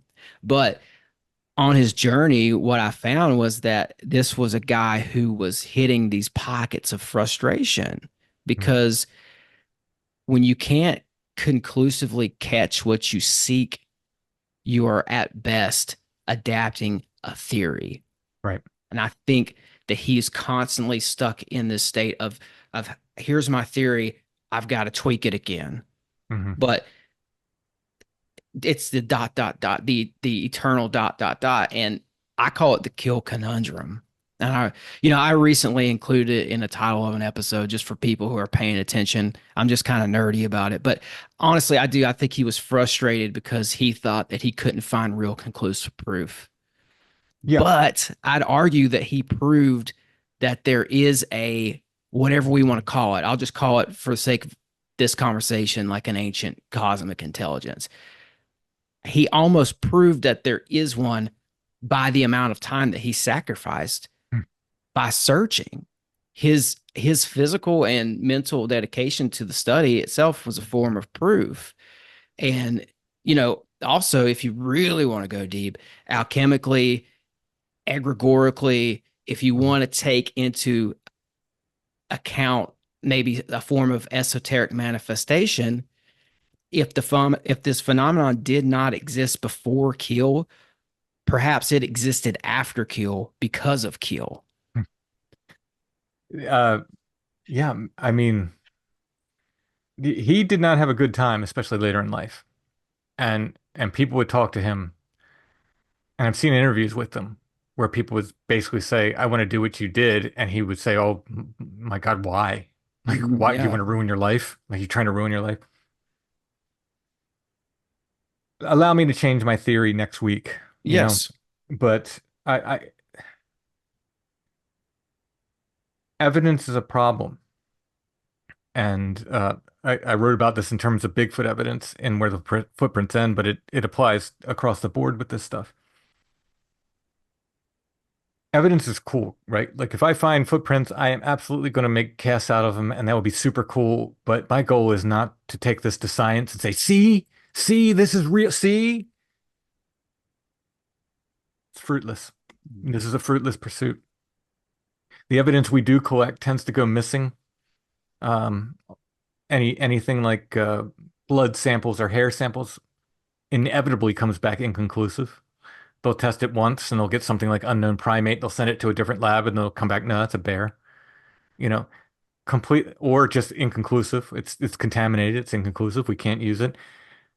So a lot of times it gets just go lost. They get lost in the mail. These hair samples, they're just gone. They're gone. And they're like, oh, it's the government. What the? No, it's not. Government can't fix the roads. They're not. They don't care about Bigfoot hair. It's something about the phenomenon. There are people who have claimed to kill Bigfoot. Several people, multiple cases of it. Now, 100% of the time, not 99% of the time, not 99.9, 100% of the time, these bodies go missing. We have no Bigfoot body. So are they lying? I don't know. But there's no bodies. There's no bodies. Those giant skeletons you're talking about? Oh, they were taken away to the Smithsonian. Okay, maybe. But if they're gone, no matter who takes them, whether it's a black helicopter, some government agency, or in the terms of these Bigfoot, sometimes we'll say the other Bigfoot coming out of the woods and reclaim the body. If we can't access them, they're gone. It doesn't matter. They're gone. The original Patterson Gimlin film from the 60s that shows what may or may not be a Bigfoot walking across the thing there. Um, my opinion has changed on this over the years. I used to be very convinced it did show an actual creature. Now, and we'll see. I think time will reveal. But Okay. in any case, the original film, despite some people who claim to have it, has it's not. No one can put their hands on the original film. And it's an incredibly valuable piece of evidence. We could tell a lot if we had the original film. Just gone. This happens again and again with this evidence, with this stuff. And I think it becomes very much like, and I do paranormal conferences, and so many of them are about like, this is how we should collect evidence, and this is how we should present our evidence, and these attempts to write these scholarly papers on the phenomena and so forth. It becomes like how many angels can dance on the head of a pin. It's all theory, and you're presenting theories to other people who are interested in the paranormal, people into the science. Now as I say this, there have been some very interesting psi experiments that were repeatable in the lab. These are vastly in the minority. I'm talking about your average ghost hunter, your average Bigfoot person, obsessed with evidence, obsessed with collecting evidence, obsessed with convincing people who aren't interested in this stuff that it's real. I think it's a real problem because I think you begin to miss the nature of the phenomenon is experiential. It is not, it's not for me to prove to you. If you've experienced it and I tell you my stories, you'll go, oh, you'll probably believe me, right? I can tell you my stories, that's great. But to believe, you must experience. And the biggest believers are the people who've experienced something. Maybe they just saw an orb, but they're open a little bit more to some weirder stuff. Uh, the nature of this, I truly believe it at this stage in my life, the nature of this is experiential. You can relate it to other people, you can tell it to other people, but you're never going to prove it to them. You're never going to prove it to mainstream science. It's almost fruitless to even try. Just go out there and experience it and talk to other people who are interested in it. You know what I mean? That's kind of where I am at this point. I'm not interested in proving it to anybody who's a skeptic or anything. I can't, whatever. I can't tell you what it is. I, Don't I don't think don't that's believe me. what Kill was up against too. He was Yeah. No. and like I mean, you said the nature of it is experiential. I love that. And I had to abandon this eventually, but I did my best to kind of track down where Kill was, not to just continue talking about him, but No, I love I'll Kill. just I'm add fine. this in here. I was trying to track down where he was when the Mothman thing started. That's why I was going through all his old correspondences. And it seems like he was going up from Atlanta through Western Carolina into West Virginia, that region we started talking about, right? In this conversation. And it seems like I couldn't pin it down, but he may have actually been in the car on the road of West Virginia, actually, the same time that Injured Cold showed up and Mothman showed up in West Wow. Virginia. It's Wow. very close. Hmm. It's and so it's like I had to ask the question, like how much of that phenomenon now is perpetuated by the fact that there is a madman out on the roads who's hunting down humanoids in Hmm. real life. Yeah. You know, how, how much of them coming through, to go back to that one account, them coming through a dimension is how much of that is intertwined with the fact that there's a guy out there looking for it. Did And did the fireball appear because the three of us made that journey to Indiana to that's what look I'm for weird saying. stuff? Yeah, yeah. It's yeah. I mean, Because it, you have these synchro mystical happenings, and it seems like from with all of my paranormal and just all the experiences I've had over the years, it seems like we're dealing with a phenomenon that interacts with us on its terms. yeah. Can't make it dance for you. Right. Yeah, and uh, so much to the extent that I've experienced this personally. Sometimes two people can be looking at the same thing and experience something, see something different. Uh, John, one of the fellows that went with me to Indiana, he started out very skeptical, and there's a certain place here where we see lights, mystery lights, quite regularly in the woods. And he said, "Take me out there. I'll tell you what they are." Fine, I'll take. If you can explain them, I'm good with that. Like let's go.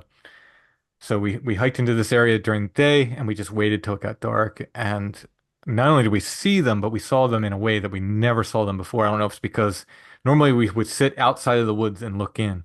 This we were sitting in the woods where we normally saw the lights, and they came right up to us, almost like curious and playful, like these orbs and lights just coming at us.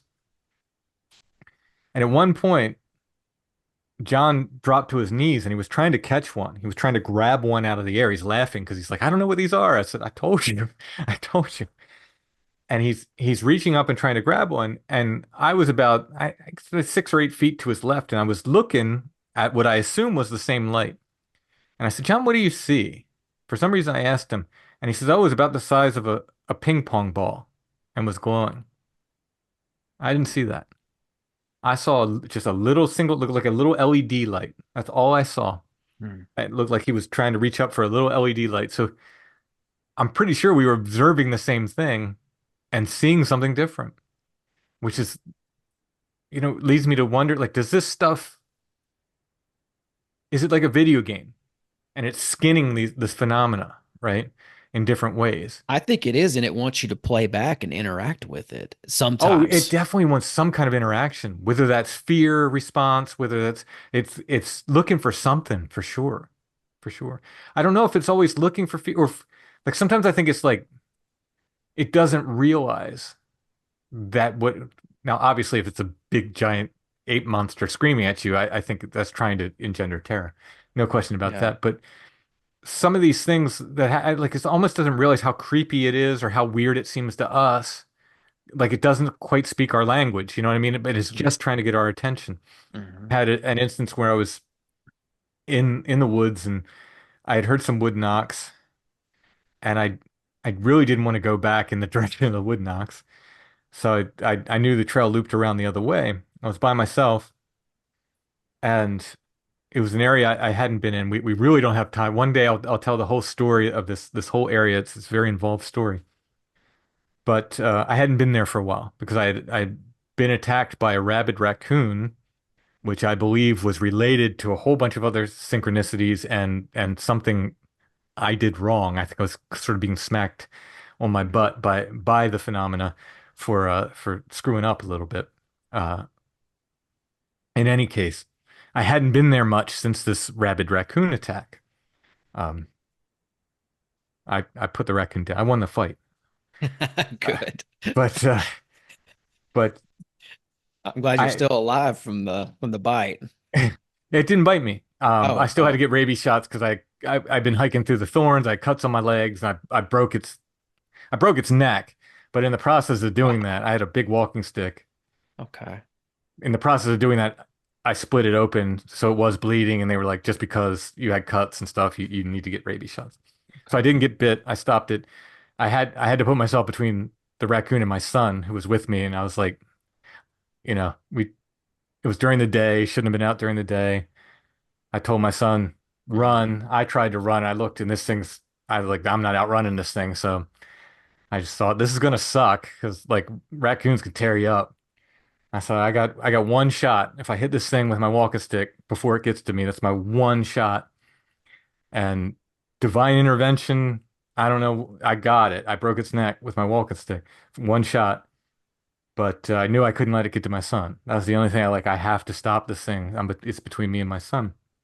Anyway, hadn't been at this park much since that raccoon attack because of all this weirdness. It was the synchronicities around it literally floored me. There were so many and so much that I was like stunned.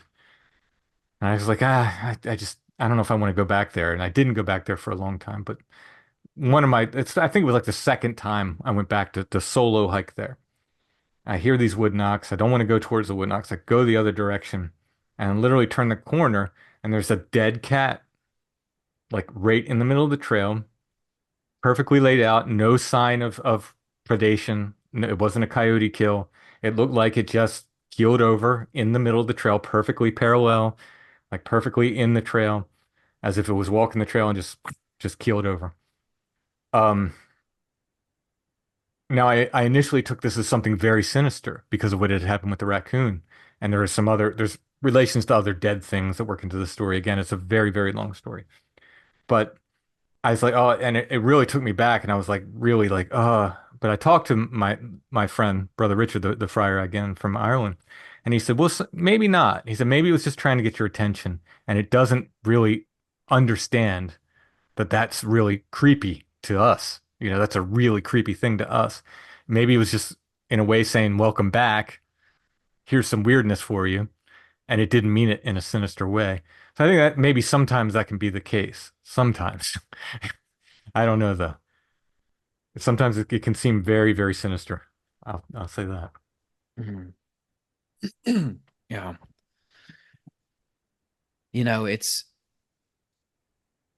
It's always befuddled me though, this whole thing. And it's just, I'm a pastor's kid. I think that might have something to do with why I've had experiences, but I've always been given a heads up. And I don't know, but for whatever reason, whenever you said divine intervention, this is what came to my mind is like I've always been kind of given this heads up, and I'm about to lose this, so I'm gonna plug my laptop in. When I moved when I was 10, we moved into a house that was haunted. It's severely haunted. And but when when we got there, the I was talking to the kids across the street. I was making friends immediately with the neighborhood kids, and they said the house is haunted. They gave me this Hmm. heads up, and they wouldn't back down from it. They weren't they weren't joking. They kept Right. saying, "Yeah, it's haunted." They were serious about it. And of course, the previous owners had left the house empty, and I went upstairs to try and pick myself a bedroom before my brother could. Hmm. I just like kids do, I just opened up the hallway closet upstairs. And of course, this whole house is empty except for the Ouija board What? that was left in this house. Whoa. And the kids had just told me, it's haunted. And I'm 10, Right. so I'm just kind of putting the pieces together. I know that a Ouija board, I know I'm not supposed to have that because my dad's a pastor. I know it Right. represents, evil or whatnot. Right. Right. So and yeah, I would go on to find that that house had some serious poltergeist activity going on. And when we moved when I was 15, I was so happy to move. Huh. So happy to move. And we moved back to the mountains, back to Appalachia. And when I got there, I'm a teenager now, I'm older. I'm talking to some of the kids outside of the church, my first, week there. And one of the girls says, "Have you seen them yet?" Hmm. And I say, "Who?" She goes, "The people in the woods." Wow. And she's dead serious. And on top of being dead serious, she has these big, crazy eyes Hmm. when she says it. And I wish I could just say this girl's full name, but I'm not going to because like it would just add so much to this. Because I went to youth group with this girl. I remember her full name and I remember her face and everything. And she was so serious and she was scared. And we're having this conversation and we're out in this church parking lot in the middle of nowhere. And the parking lot's surrounded by woods. And so the whole time she's telling me this, she's looking over my shoulder at the wood line as if Hmm. she's expecting something to come out as we're talking about it.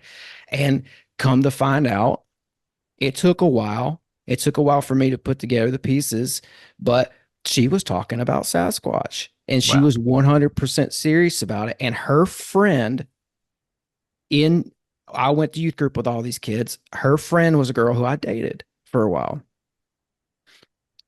And this was a 16-year-old, 17-year-old girl who she wasn't into squatching. She didn't care Hmm. about Bigfoot. Right. She's not involved in the culture of it or anything. She's not watching Bigfoot documentaries for fun. But she saw one and she was scared to death. She lived Hmm. down a long, windy road out in the middle of the country, gravel road, we used to joke that it was the longest driveway in the region because it seemed like it was like a mile long. And she one walked out in front of her Mm, car, and for the way I understand it, made eye contact with her. mm, And she was afraid to tell me. She eventually told me. She's like, she was almost apologizing for telling me the story, but she's like, I can't help it because it really happened. I've got to mm, tell you. And she was scared. And I said, well, what was it? And she said it was a man, but not a man. mm. And of course, big and hairy. Yeah. And we Yeah. would go out and we would do, teenager stuff. And we'd get back sometimes after dark. Hmm. And she'd have to psych herself up to get out of the car after dark just to go straight into the front door. Yeah. This was a Yeah. very real thing to these. Yeah. I've met hunters who hunted all their life. Guys that loved hunting, and they see one and they're done. Yeah. They will not go back in the woods again. They're done. Yeah. Um, doesn't tend to happen with bears. This is another strange thing about this. And one of the things that I have to be careful the way I talk about this, and I'm going to say up front, I do not think Bigfoot is a demon, so please no one say that I'm saying that. But when you look at the phenomenon and you compare it to Marian apparitions, for instance, these visions of Mary all over the world, people say brighter than the sun. Bigfoot, they say blacker than black.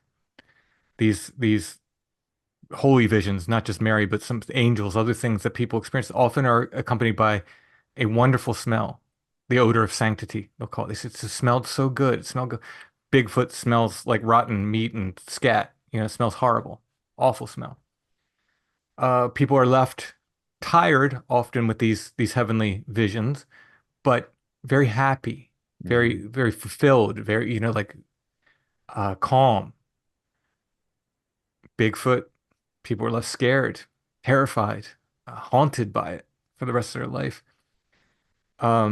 These holy visions, they'll leave like flower petals behind. Sometimes people get showers of flower petals. What does Bigfoot leave behind? Big piles of poop, nasty stuff.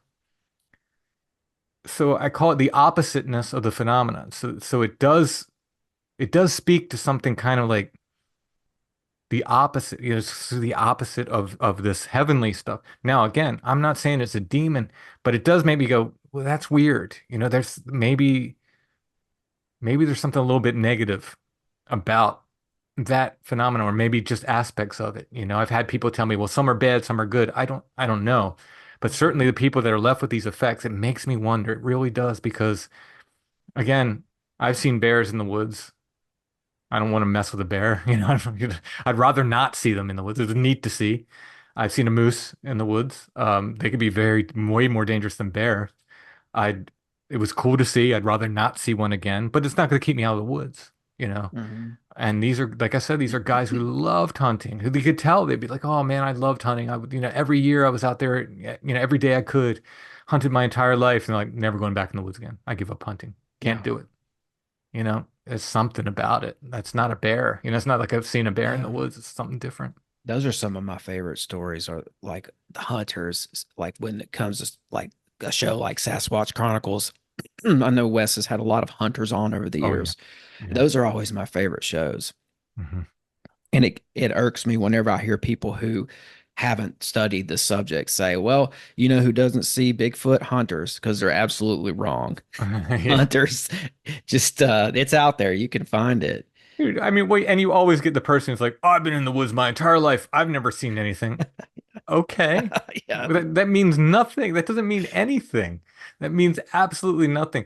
I could walk down a trail and just see something. Let's say I see a bluebird down a trail, and I come out of that trail and I say, hey, there's a bluebird down there. You should go down there and look for it. You go down there, that bluebird's probably gone. You may or Hmm. may not ever see that bird. Doesn't mean it wasn't there when I saw it. That's right. It means you didn't see it. Yeah, we're almost back to does it choose to show itself to you or does it choose you? And it's, I remember back in the day listening to Coast, and Art Bell was talking to a guy from the Ozarks who was espousing all these Bigfoot stories. And Art goes, why did they choose you? And he's like, I don't know, but they were just always seen to be around, and I'm the guy that they like to show themselves to. And another weird thing about that one was it was his parents knew about the Bigfoot, Hmm. and they they called them wild man Hmm. or wild men. And he is on Coast to Coast, and he's using the terminology Bigfoot Yeah. because it was almost like it was generational there. Yeah, well, I think especially like in the 70s, there was this idea that Bigfoot was in California and Oregon. Mm. So you get a lot of these like other names that people used for him all over the place. In the south, woodbuggers in the south. You get some pockets they would call them catamounts, which I know is another name for a cougar. But they would. I've heard some accounts that said, "Oh no, we called the Bigfoot, we called them catamounts, maybe because of the way they scream or something. I don't know."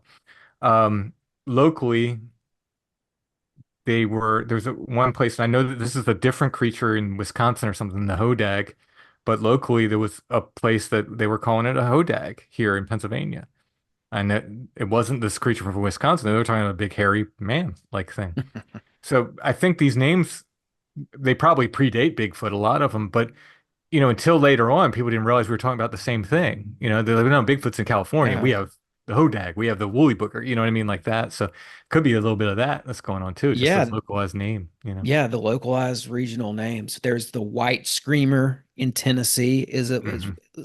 There's another one. It's slipping my mind right now. Of course, there's just the Wild Man. The Tennessee Wild Man is just Yeah. another term for, I think, for a Bigfoot-like creature. Uh, because a lot of those accounts that I've read, when they're talking about Tennessee Wild Man, it doesn't seem like it's man. It seems Hmm. more weird, Bigfoot, supernatural. Oh, I remember And another gum devil. That was another local name nice. around here. They called them gum devils. Gum Devils. Well, what do you think about this? Have you heard about those two guys that are like, and I because I'm thinking about that old Coast to Coast episode, and I remember I think Linda Moulton Howe came on and was talking about the Men in Black, and then they Hmm. were talking about the Men in Black of Bigfoot. Oh yeah. And have you heard about these two guys that used Mhm. to, I guess, show up after the Bigfoot sightings? Do you think there's anything to that?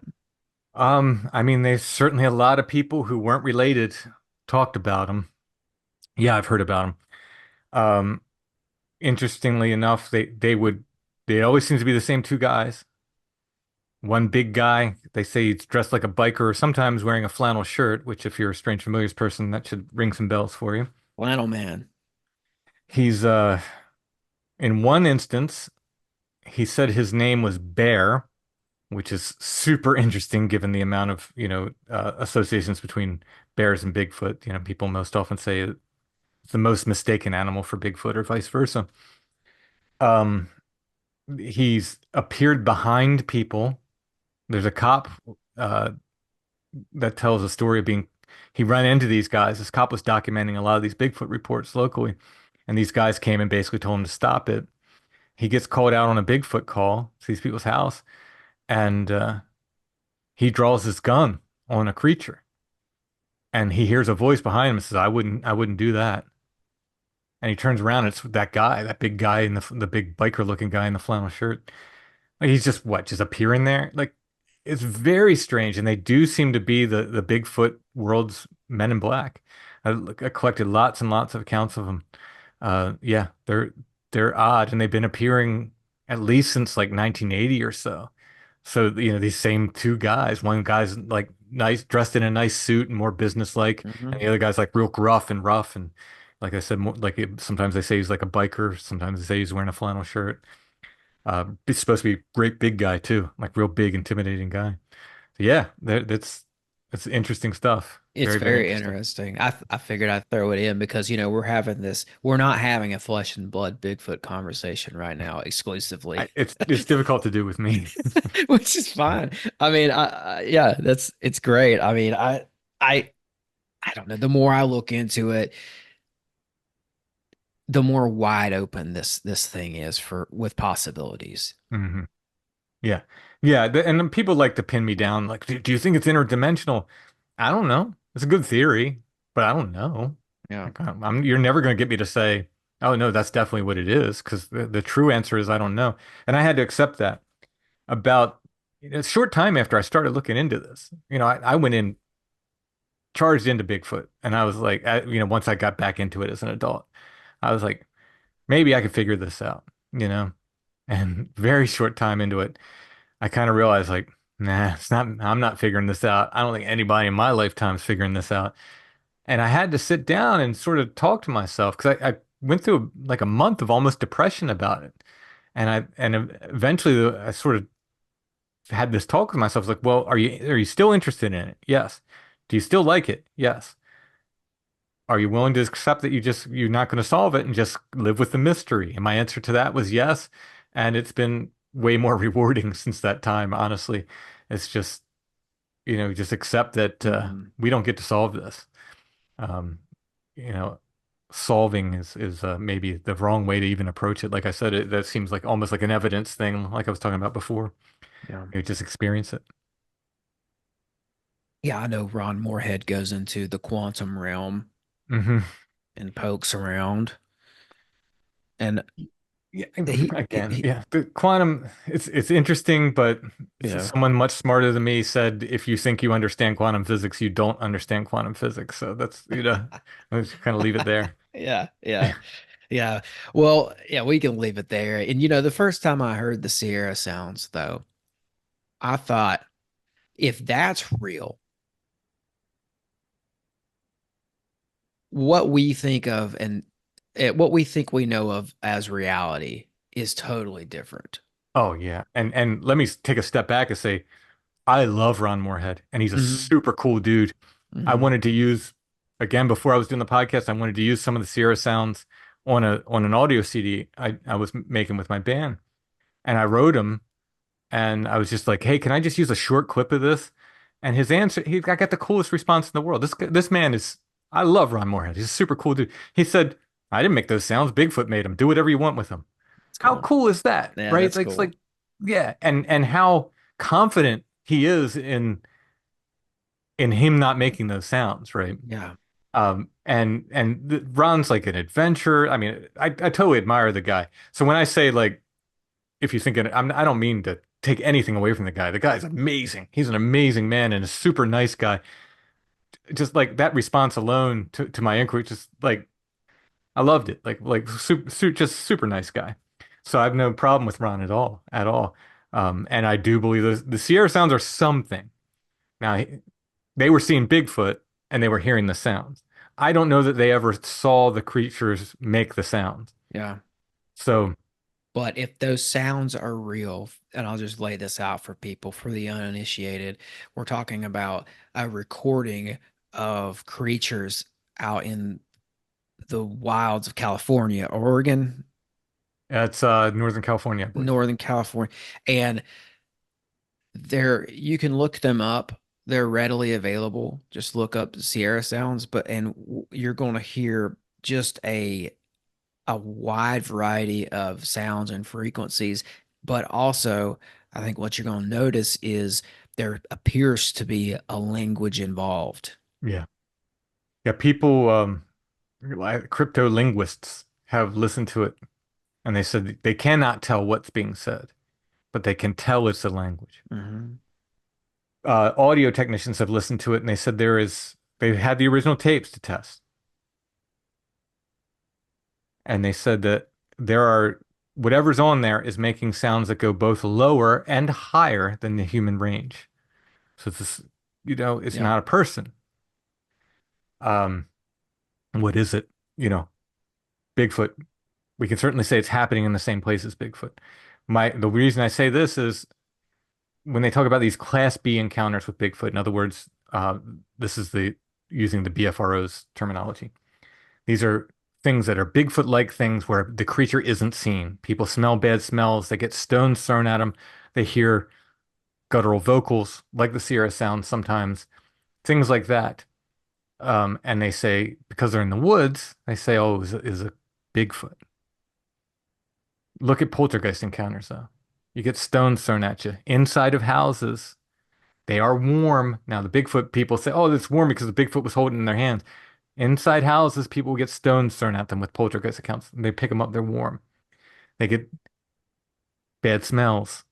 They get all the same things, including a guttural unknown language. I don't know that it's ever been recorded, but it's been Mhm. reported with poltergeist accounts again and again Mhm. at um, Skinwalker Ranch. The original, I believe it was the original, the second owners, not the original owners, but the ones that were there when they wrote the book about it, said they heard a language coming from the air, which they said sounded like Russian being spoken backwards. Now, that could describe the Sierra sounds. It's so you have these Mhm. things that, so that's why I say, like, did Bigfoot make the sounds, or is it something else? Is it something about the phenomena? I don't know, but it's certainly something they recorded. And I do believe I don't believe very highly in video evidence, and that doesn't mean I don't think it can be captured on video. I just think the phenomena, for whatever reason, doesn't like video, but audio is fine. Mhm. We're allowed for some reason we're allowed to record audio. I've gotten some very interesting audio myself, including unknown vocals. They don't really sound like the Sierra sounds. They sound like the only way I could phrase it, and I don't mean to be offensive, but it's sounds like someone deaf who's trying to speak, but very loudly, calling very loudly through the woods. 3 in the morning, I recorded that. Um, so you get these things, but it's almost a one-to-one match for Poltergeist though, which is super interesting. Yeah. Super interesting. Have you heard? I've heard the weird sounds in that community that I lived in that I was talking about earlier. I've heard I was awoken one night by these crazy sounds. At the time, I didn't know what it was, and it sounded demonic. It sounded it sounded like multiple creatures that were scrapping over, I don't know, like a quarrel or something. But it was a very loud sound. It was very like I shot up in bed. Wow. It woke me up and I shot up in bed. I sat straight up and I never do that. It takes a lot to get me to sit straight up out of a sleep. In fact, I think that's the only time that's ever happened to me. And I was overcome by fear. And I thought, I mean, I'm like, is this really happening? And I'm like, yeah, I'm not dreaming anymore. I'm not asleep anymore. It's just loud, strange, demonic with these parts that trail off into what seems to be a language. Mm, And, at the time, I didn't know what it was. I went and I talked to my neighbor about it. I asked him about it. He said, well, first of all, I don't think he told me what he really thought. mhm. He was an older gentleman, and the older people in that community they weren't inclined to talk about this. The kids would talk about it. The older people, you'd rarely hear them. They knew about this, but they wouldn't talk about it. So he told me, my neighbor told me, well, the only thing I know that would be or could be is a pack of wild dogs. Hmm. And what I heard didn't sound canine at Right. all. Yeah. Yeah, no, I've so the sort of unknown language, whatever it was, I caught that on a recorder I left out in the woods. Um, I've heard these like klaxon like kind of howls, Mm, and I've heard what they call the 800-pound owl. It's like yes. something imitating an owl, but it sounds way too big. The one I actually recorded one. It's about a half octave lower. It's not a full octave lower, but about a half octave lower than the other owls around. It's Mhm. pretty interesting. The one thing that did wake me up when I did wake up to wood knocks one night. I was camping at there's a ghost town here in Pennsylvania called Pandemonium. And for those ghost towns on the East Coast are not, these aren't your Western ghost towns. It's, very wet in the forest here and there's no wood. The wood goes away. So we're talking about, rock foundations basically. But we're camping within this town called Pandemonium, which had some ghost stories associated with it. We went there for ghosts. We did not go there for Bigfoot. But I was woken up about 3:20 in the morning by these wood knocks, and I could hear them, and I had enough in my mind to hit record on my recorder, so I recorded them, and you could see in the stereo file, you can see it's a knock in this side, and it sounds very crisp, almost like a baseball bat, like clack clack, and then it's answered, and you can see it in the other channel. It's answered by this heavy thud, so I'm imagining like maybe a branch with like some spark still on it or something, like a bigger log, like a thud, thud, and then clack, clack, and they're going back and forth. I was terrified. I had to pee, and I'm sitting there in my tent going, I have to go out there. Mhm. And this is happening, it sounded like maybe 40, 50 yards from my tent, right in the woods behind me. And I'm just, like, I'm thinking, like, my buddy's with me. He's in his tent. I can hear him snoring. And there's enough of these accounts where you can't wake people up. There's a lot of them Mm. where you can't wake someone up and you have to go through it alone. And I'm thinking like, well, I don't want this. Like, I don't want to have to deal with this alone. I definitely have, I gotta get up and pee. I gotta face this. And I'm listening. It was probably only a minute or so. And finally I hear him say, "Do you hear that?" And I said, oh yeah, I've been hearing that. And at that point we got up and I felt a lot better, having someone else around. Rest of the night we heard stuff walking around, saw some red eyes looking at us. Pretty intense night. But yeah, I got woken up by knocks that night. Um, very intense, very intense time we had.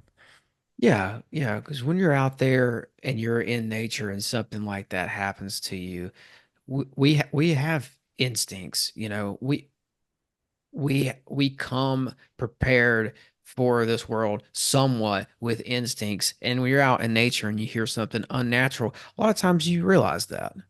Oh yeah, we were 6 miles in the state forest. We had hiked around to make sure there was no one else camping there. There was no one else around us. This had to be something with hands, I think, swinging that in. Hmm. And the thing that really blew me away, besides all the other stuff, we were up now from 3:30 till daylight, just like I said, just listening to something walking around. It's a lot of ferns in the forest. This was in the summer, and you could see a wake of something just walking around, something big through the ferns. It just walked around our campsite.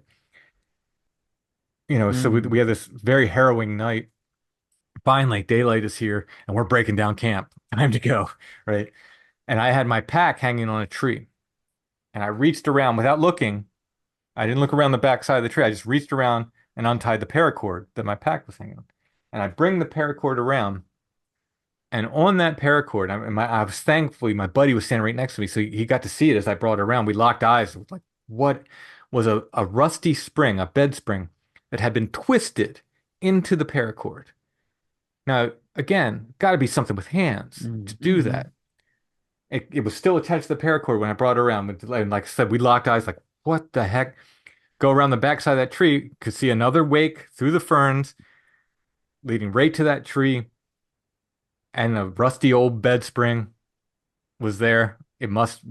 Him, whatever, must have walked right over that bed spring, pulled a spring up from it, and Yeah. twisted it into that paracord. I think it was like just my gut. I don't know. I think it was like saying, yeah, I was here. I was this close, within feet of my tent. And my friend sleeps in a lean-to tent. Standing behind that tree, you could watch him sleep. You could watch him sleep. Maybe 10 feet away from that tree, he was. I was right beside that tree. I think it was just like, yeah, I got this close Yeah. and you did nothing about it. It's like counting coup in a way. It was stunning, stunning. Yeah. And if it was a person, hey, brave man, because if we'd have woken up and found you in our campsite, you'd have had it. we were armed and you would have had a hard time, I'll tell you that. Yeah. Don't go into people's campsites at night. I don't do it. You're asking for trouble if you do. Yeah, and I had trees shook at me and just a lot of other sightings. I'm not going to go into them today, but I I'll just finish it with that. I There was something too powerful to be just a man Yeah. doing some of the things that I saw as well. And hmm when it comes to the trees that were shaking, they were too big. hmm I've seen that. Big trees just kind of Yes. whipping back and forth. Yeah. And when What's it's doing that? only two trees, it's Yep. not It's not wind. not the wind. Exactly. Exactly. Yeah. I saw that one day and I was with another guy and he's like, "Oh, that's the wind." I'm like, "Why is it just the one tree and the wind's not there's no wind blowing. It's just the tree."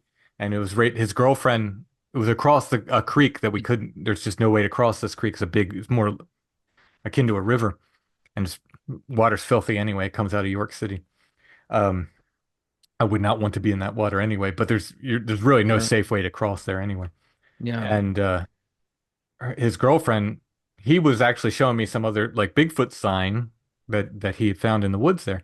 His girlfriend was sitting by the creek and said she came back up and said, "Oh, I heard these low grunts." And then I looked across and there's this tree just whipping back and forth. It's a big sycamore tree because it was white against it. You could really see it because it's white against the other trees and just whipping back and forth. Huge tree.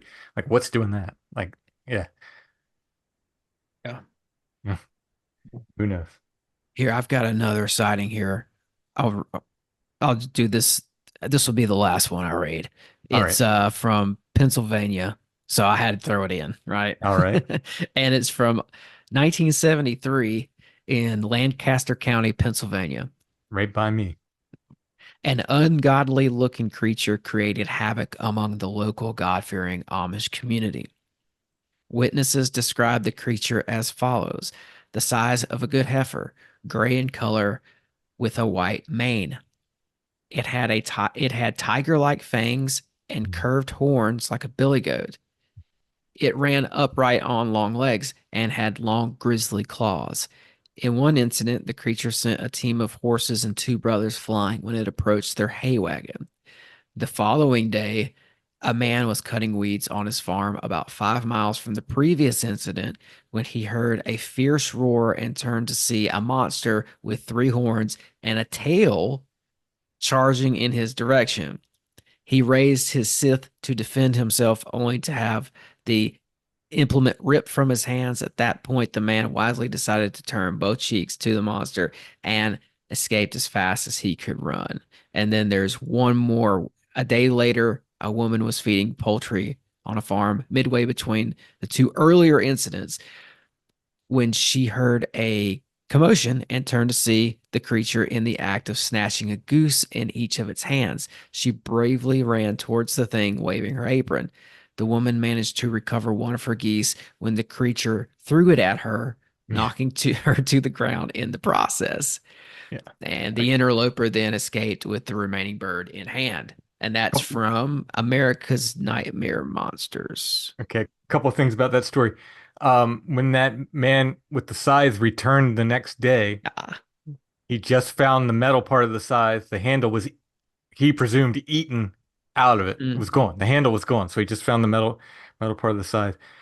But that is misattributed to Lancaster County. That's actually from Happy Valley. It's the Amish in the middle of the state. And I think whoever collected that story originally saw Amish and they're so associated with Lancaster County. I think they just went, "Oh, it's Lancaster County because it's Amish." But it's actually in a place called Happy Valley. It's in the middle of the state. But yeah, a fantastic account. All the yeah. other details are spot on. I figured you would have known that one. Yeah. Yeah. That's a good 70s. one. It's Yeah. hard to get the Amish to talk about this stuff. They don't like to. Mm. Um, Neither do there's a Welsh community here where they still have church services in Welsh, in right here in York County, Pennsylvania. It's a wonderful community. There's a lot of strangeness that happens there, a lot of Bigfoot sightings, a lot of other stuff. And I wanted to talk to the Welsh people because I truly believe people bring their folklore with them. You were talking about fairies in Appalachia. That's because there's a heavy Scots-Irish population there. They brought that folklore with them. Hmm. Um, So I thought well, Welsh have a fairy tradition too. And I would love to talk to them, but the Welsh, they don't talk about this stuff like the Amish. They don't talk about it. So I went to the historical society there and they're like, you'll never get them to talk. And I happened to mention this to someone in the UK and they said, oh yeah, the Welsh, they just don't talk about this stuff. So it's just not done. So yeah, I'm sure the Amish have a lot more stories and I wish they would talk about Hmm. it, but they just don't, it's not what they do. Yeah. Yeah. I've been through, so York, PA, is that central? South Central. Okay. Now, I don't know if I've been through York, but I've been through Pennsylvania from the Philly side. I drove across to Pittsburgh. Okay. Well, you And probably went north of York then. okay. Mhm. And I will say this, it is beautiful country, Oh yeah. but it's sparse. It's sparsely populated. In the Lots of middle of the woods. state there. Yeah, Hmm. like where I am, it's it's close enough to Maryland where you get a lot of like commuters from Baltimore even here. So it's a little more populated where I am, but in the middle of the state, yeah, it's super sparse. Very, very low light pollution there if you like to sky watch. It's like a wonderful place to go, especially the north central Pennsylvania. It's like almost zero light pollution there. It's incredible. You see darkness there like you rarely see anywhere. Well, yes, and it's just national parks stacked. Hmm. There's like one of those areas, I think, where there was just six national parks in a row. It's what it Oh yeah. seemed like. Yeah. Yep. It's a great place for that too. It's Yeah, just um I have some complaints about the way the local parks are handled, but in general, they are creating and keeping green spaces here in a really special way. That as a hiker, never mind the paranormal, as someone who loves to hike, is wonderful to see. There's some private organizations that are doing it, and they're making this land available to people to hike, to hunt, fish, whatever. And it's just wonderful. They're just saving block after block, hundreds of acres at a time, and just making it green space for people. And it's fantastic. incredible. So when's the next book and what and when are you thinking? Okay, so the next book is called I Have Never Minded the Loneliness, and it's about hermits. It's my first book that's not really paranormal, although there are some hermits who told fortunes. There's one hermit that was actually mistaken for a Bigfoot. But mostly it's my first book that's like not it's not really paranormal focused. It's the story of these hermits and their lives, which are super interesting. And it's based on my photo collection. So I started collecting photos of these guys from the 1800s to early 1900s. After my wife bought me one, basically said, "Oh, you're like this is like a wild man. It's like the hermit. Mhm. He's like a wild man. You'll like this." And I looked up the guy, and his story blew me away. And so I became interested, and I started collecting pictures of other hermits.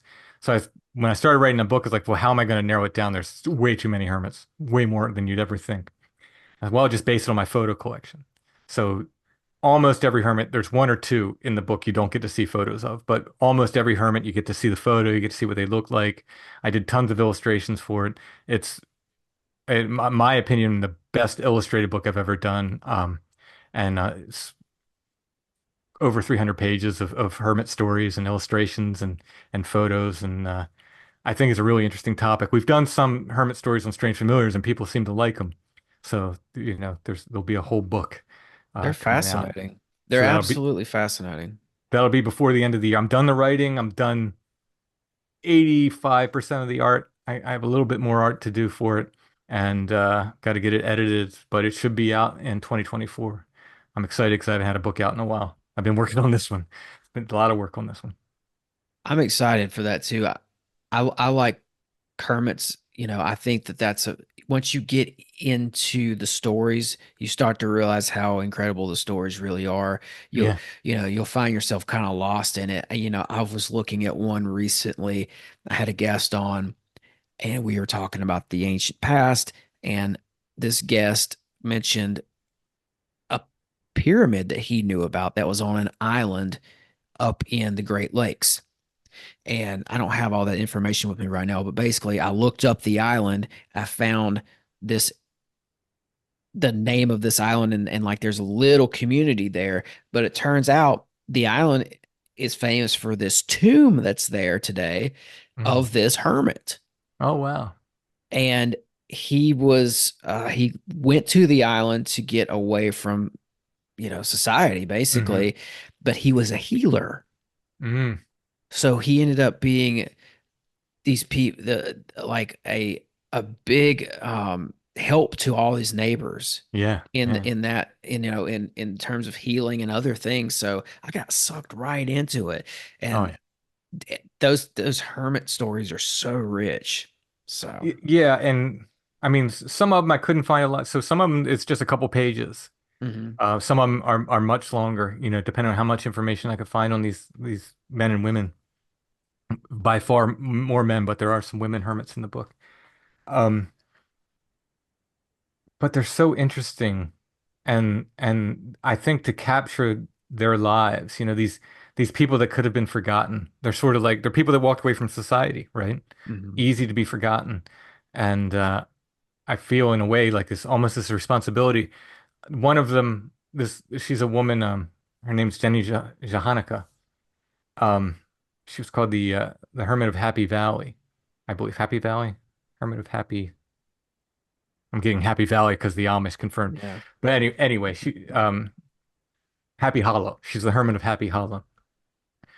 And I looked her up, as I'm doing, and she's sort of famous in her area. I forget what part of the country she was from. Somewhere, I want to like Indiana, maybe. Maybe I could be wrong, but somewhere in the Midwest. And there's I think a little sign of her, where she lived at this park, like a little story about her. And I realized I may have the only photo of her anywhere. I found this photo. It's a cyanotype photo. Someone probably printed it at home, and on the back, written is her name and the name of her dog, because her dog's in the picture. And I can't find any other photos of her anywhere. And that it sort of hit me the responsibility. Like I might have the only photo of this person that's around these days anymore. I'm sure there were others before, but I might have the only existing photo of her. And I take that very seriously. Like I feel like, there's the idea of second death, right? You die once and then you die again once everybody forgets who you were. And I feel like almost in a way like responsible for their stories and their care. And I've become very fond of these people writing these stories. And like I said, the seriousness of that when I realized like I might have the only existing photo of this woman, Yeah. that's kind of important. Like I hope someone else cares. You know what I mean? I'll Yeah. leave it to maybe there'll be a library or something that will care enough to want to preserve this collection because I would be happy for that. I would certainly give it to an institution like that because I think there's something here to preserve these stories of these people that could have been forgotten. And in a way, Yeah. they were forgotten in their time. A lot of them, people didn't care. They went off to the woods and they were either superstitious about them or people barely knew them or they made up stories about them. So as best as I could, I told their real stories and I feel like I said, kind of honored to do so. I just fell in love with these people in the process of writing the book. Maybe your book will serve as a memorial to some of these people. Yeah, I hope so. And there is an element of there, but for the grace of God go I. Because let me tell you, especially coming out of the pandemic, there were some times where I just thought, I just want a cabin, be by myself. Yeah. But I got a I family. was, I can't yeah, be doing that. I was there as well. And I was in that headspace as well. I was ready to hit Appalachia again, hit the road and head back to Appalachia. Yeah. But, as people I think have, if you can see at this point in the conversation, you do great research. Oh, You thank you. you throw yourself into your research. You have an honest approach, and you have research that is fueled by genuine curiosity, I Yeah. think. Yeah. I have an absolute love for research. I do. I just and connecting the dots. I love like, oh, look at this and this is connected to that. And yeah, I absolutely love it. So thank Yeah. you very much. Yeah, absolutely. And I would urge people to go check out your books and your podcast and one of the things I didn't mention also is your music. I've heard some of your songs at the end of your episodes, and they're great. Some of the Oh, thanks so much. Geez, best thank you. folk that's out there. It's great. But yeah, tell people where they can find you. So the easiest place for everything, just go to strangefamiliars.com and all that contact information there goes to me. There should be links to our Etsy shop, or if you want like Strange Familiars t-shirts, or my artwork's there, my books are there, but you can get my books on Amazon, everywhere else. All the links are there, my contact information, all that. So it's just strangefamiliars.com. Great. Well, thanks for being here. This has been a great conversation, and we'll have to do it again sometime. Absolutely. Thanks for having me. As always, break the mold, conquer the realm, and thanks for listening.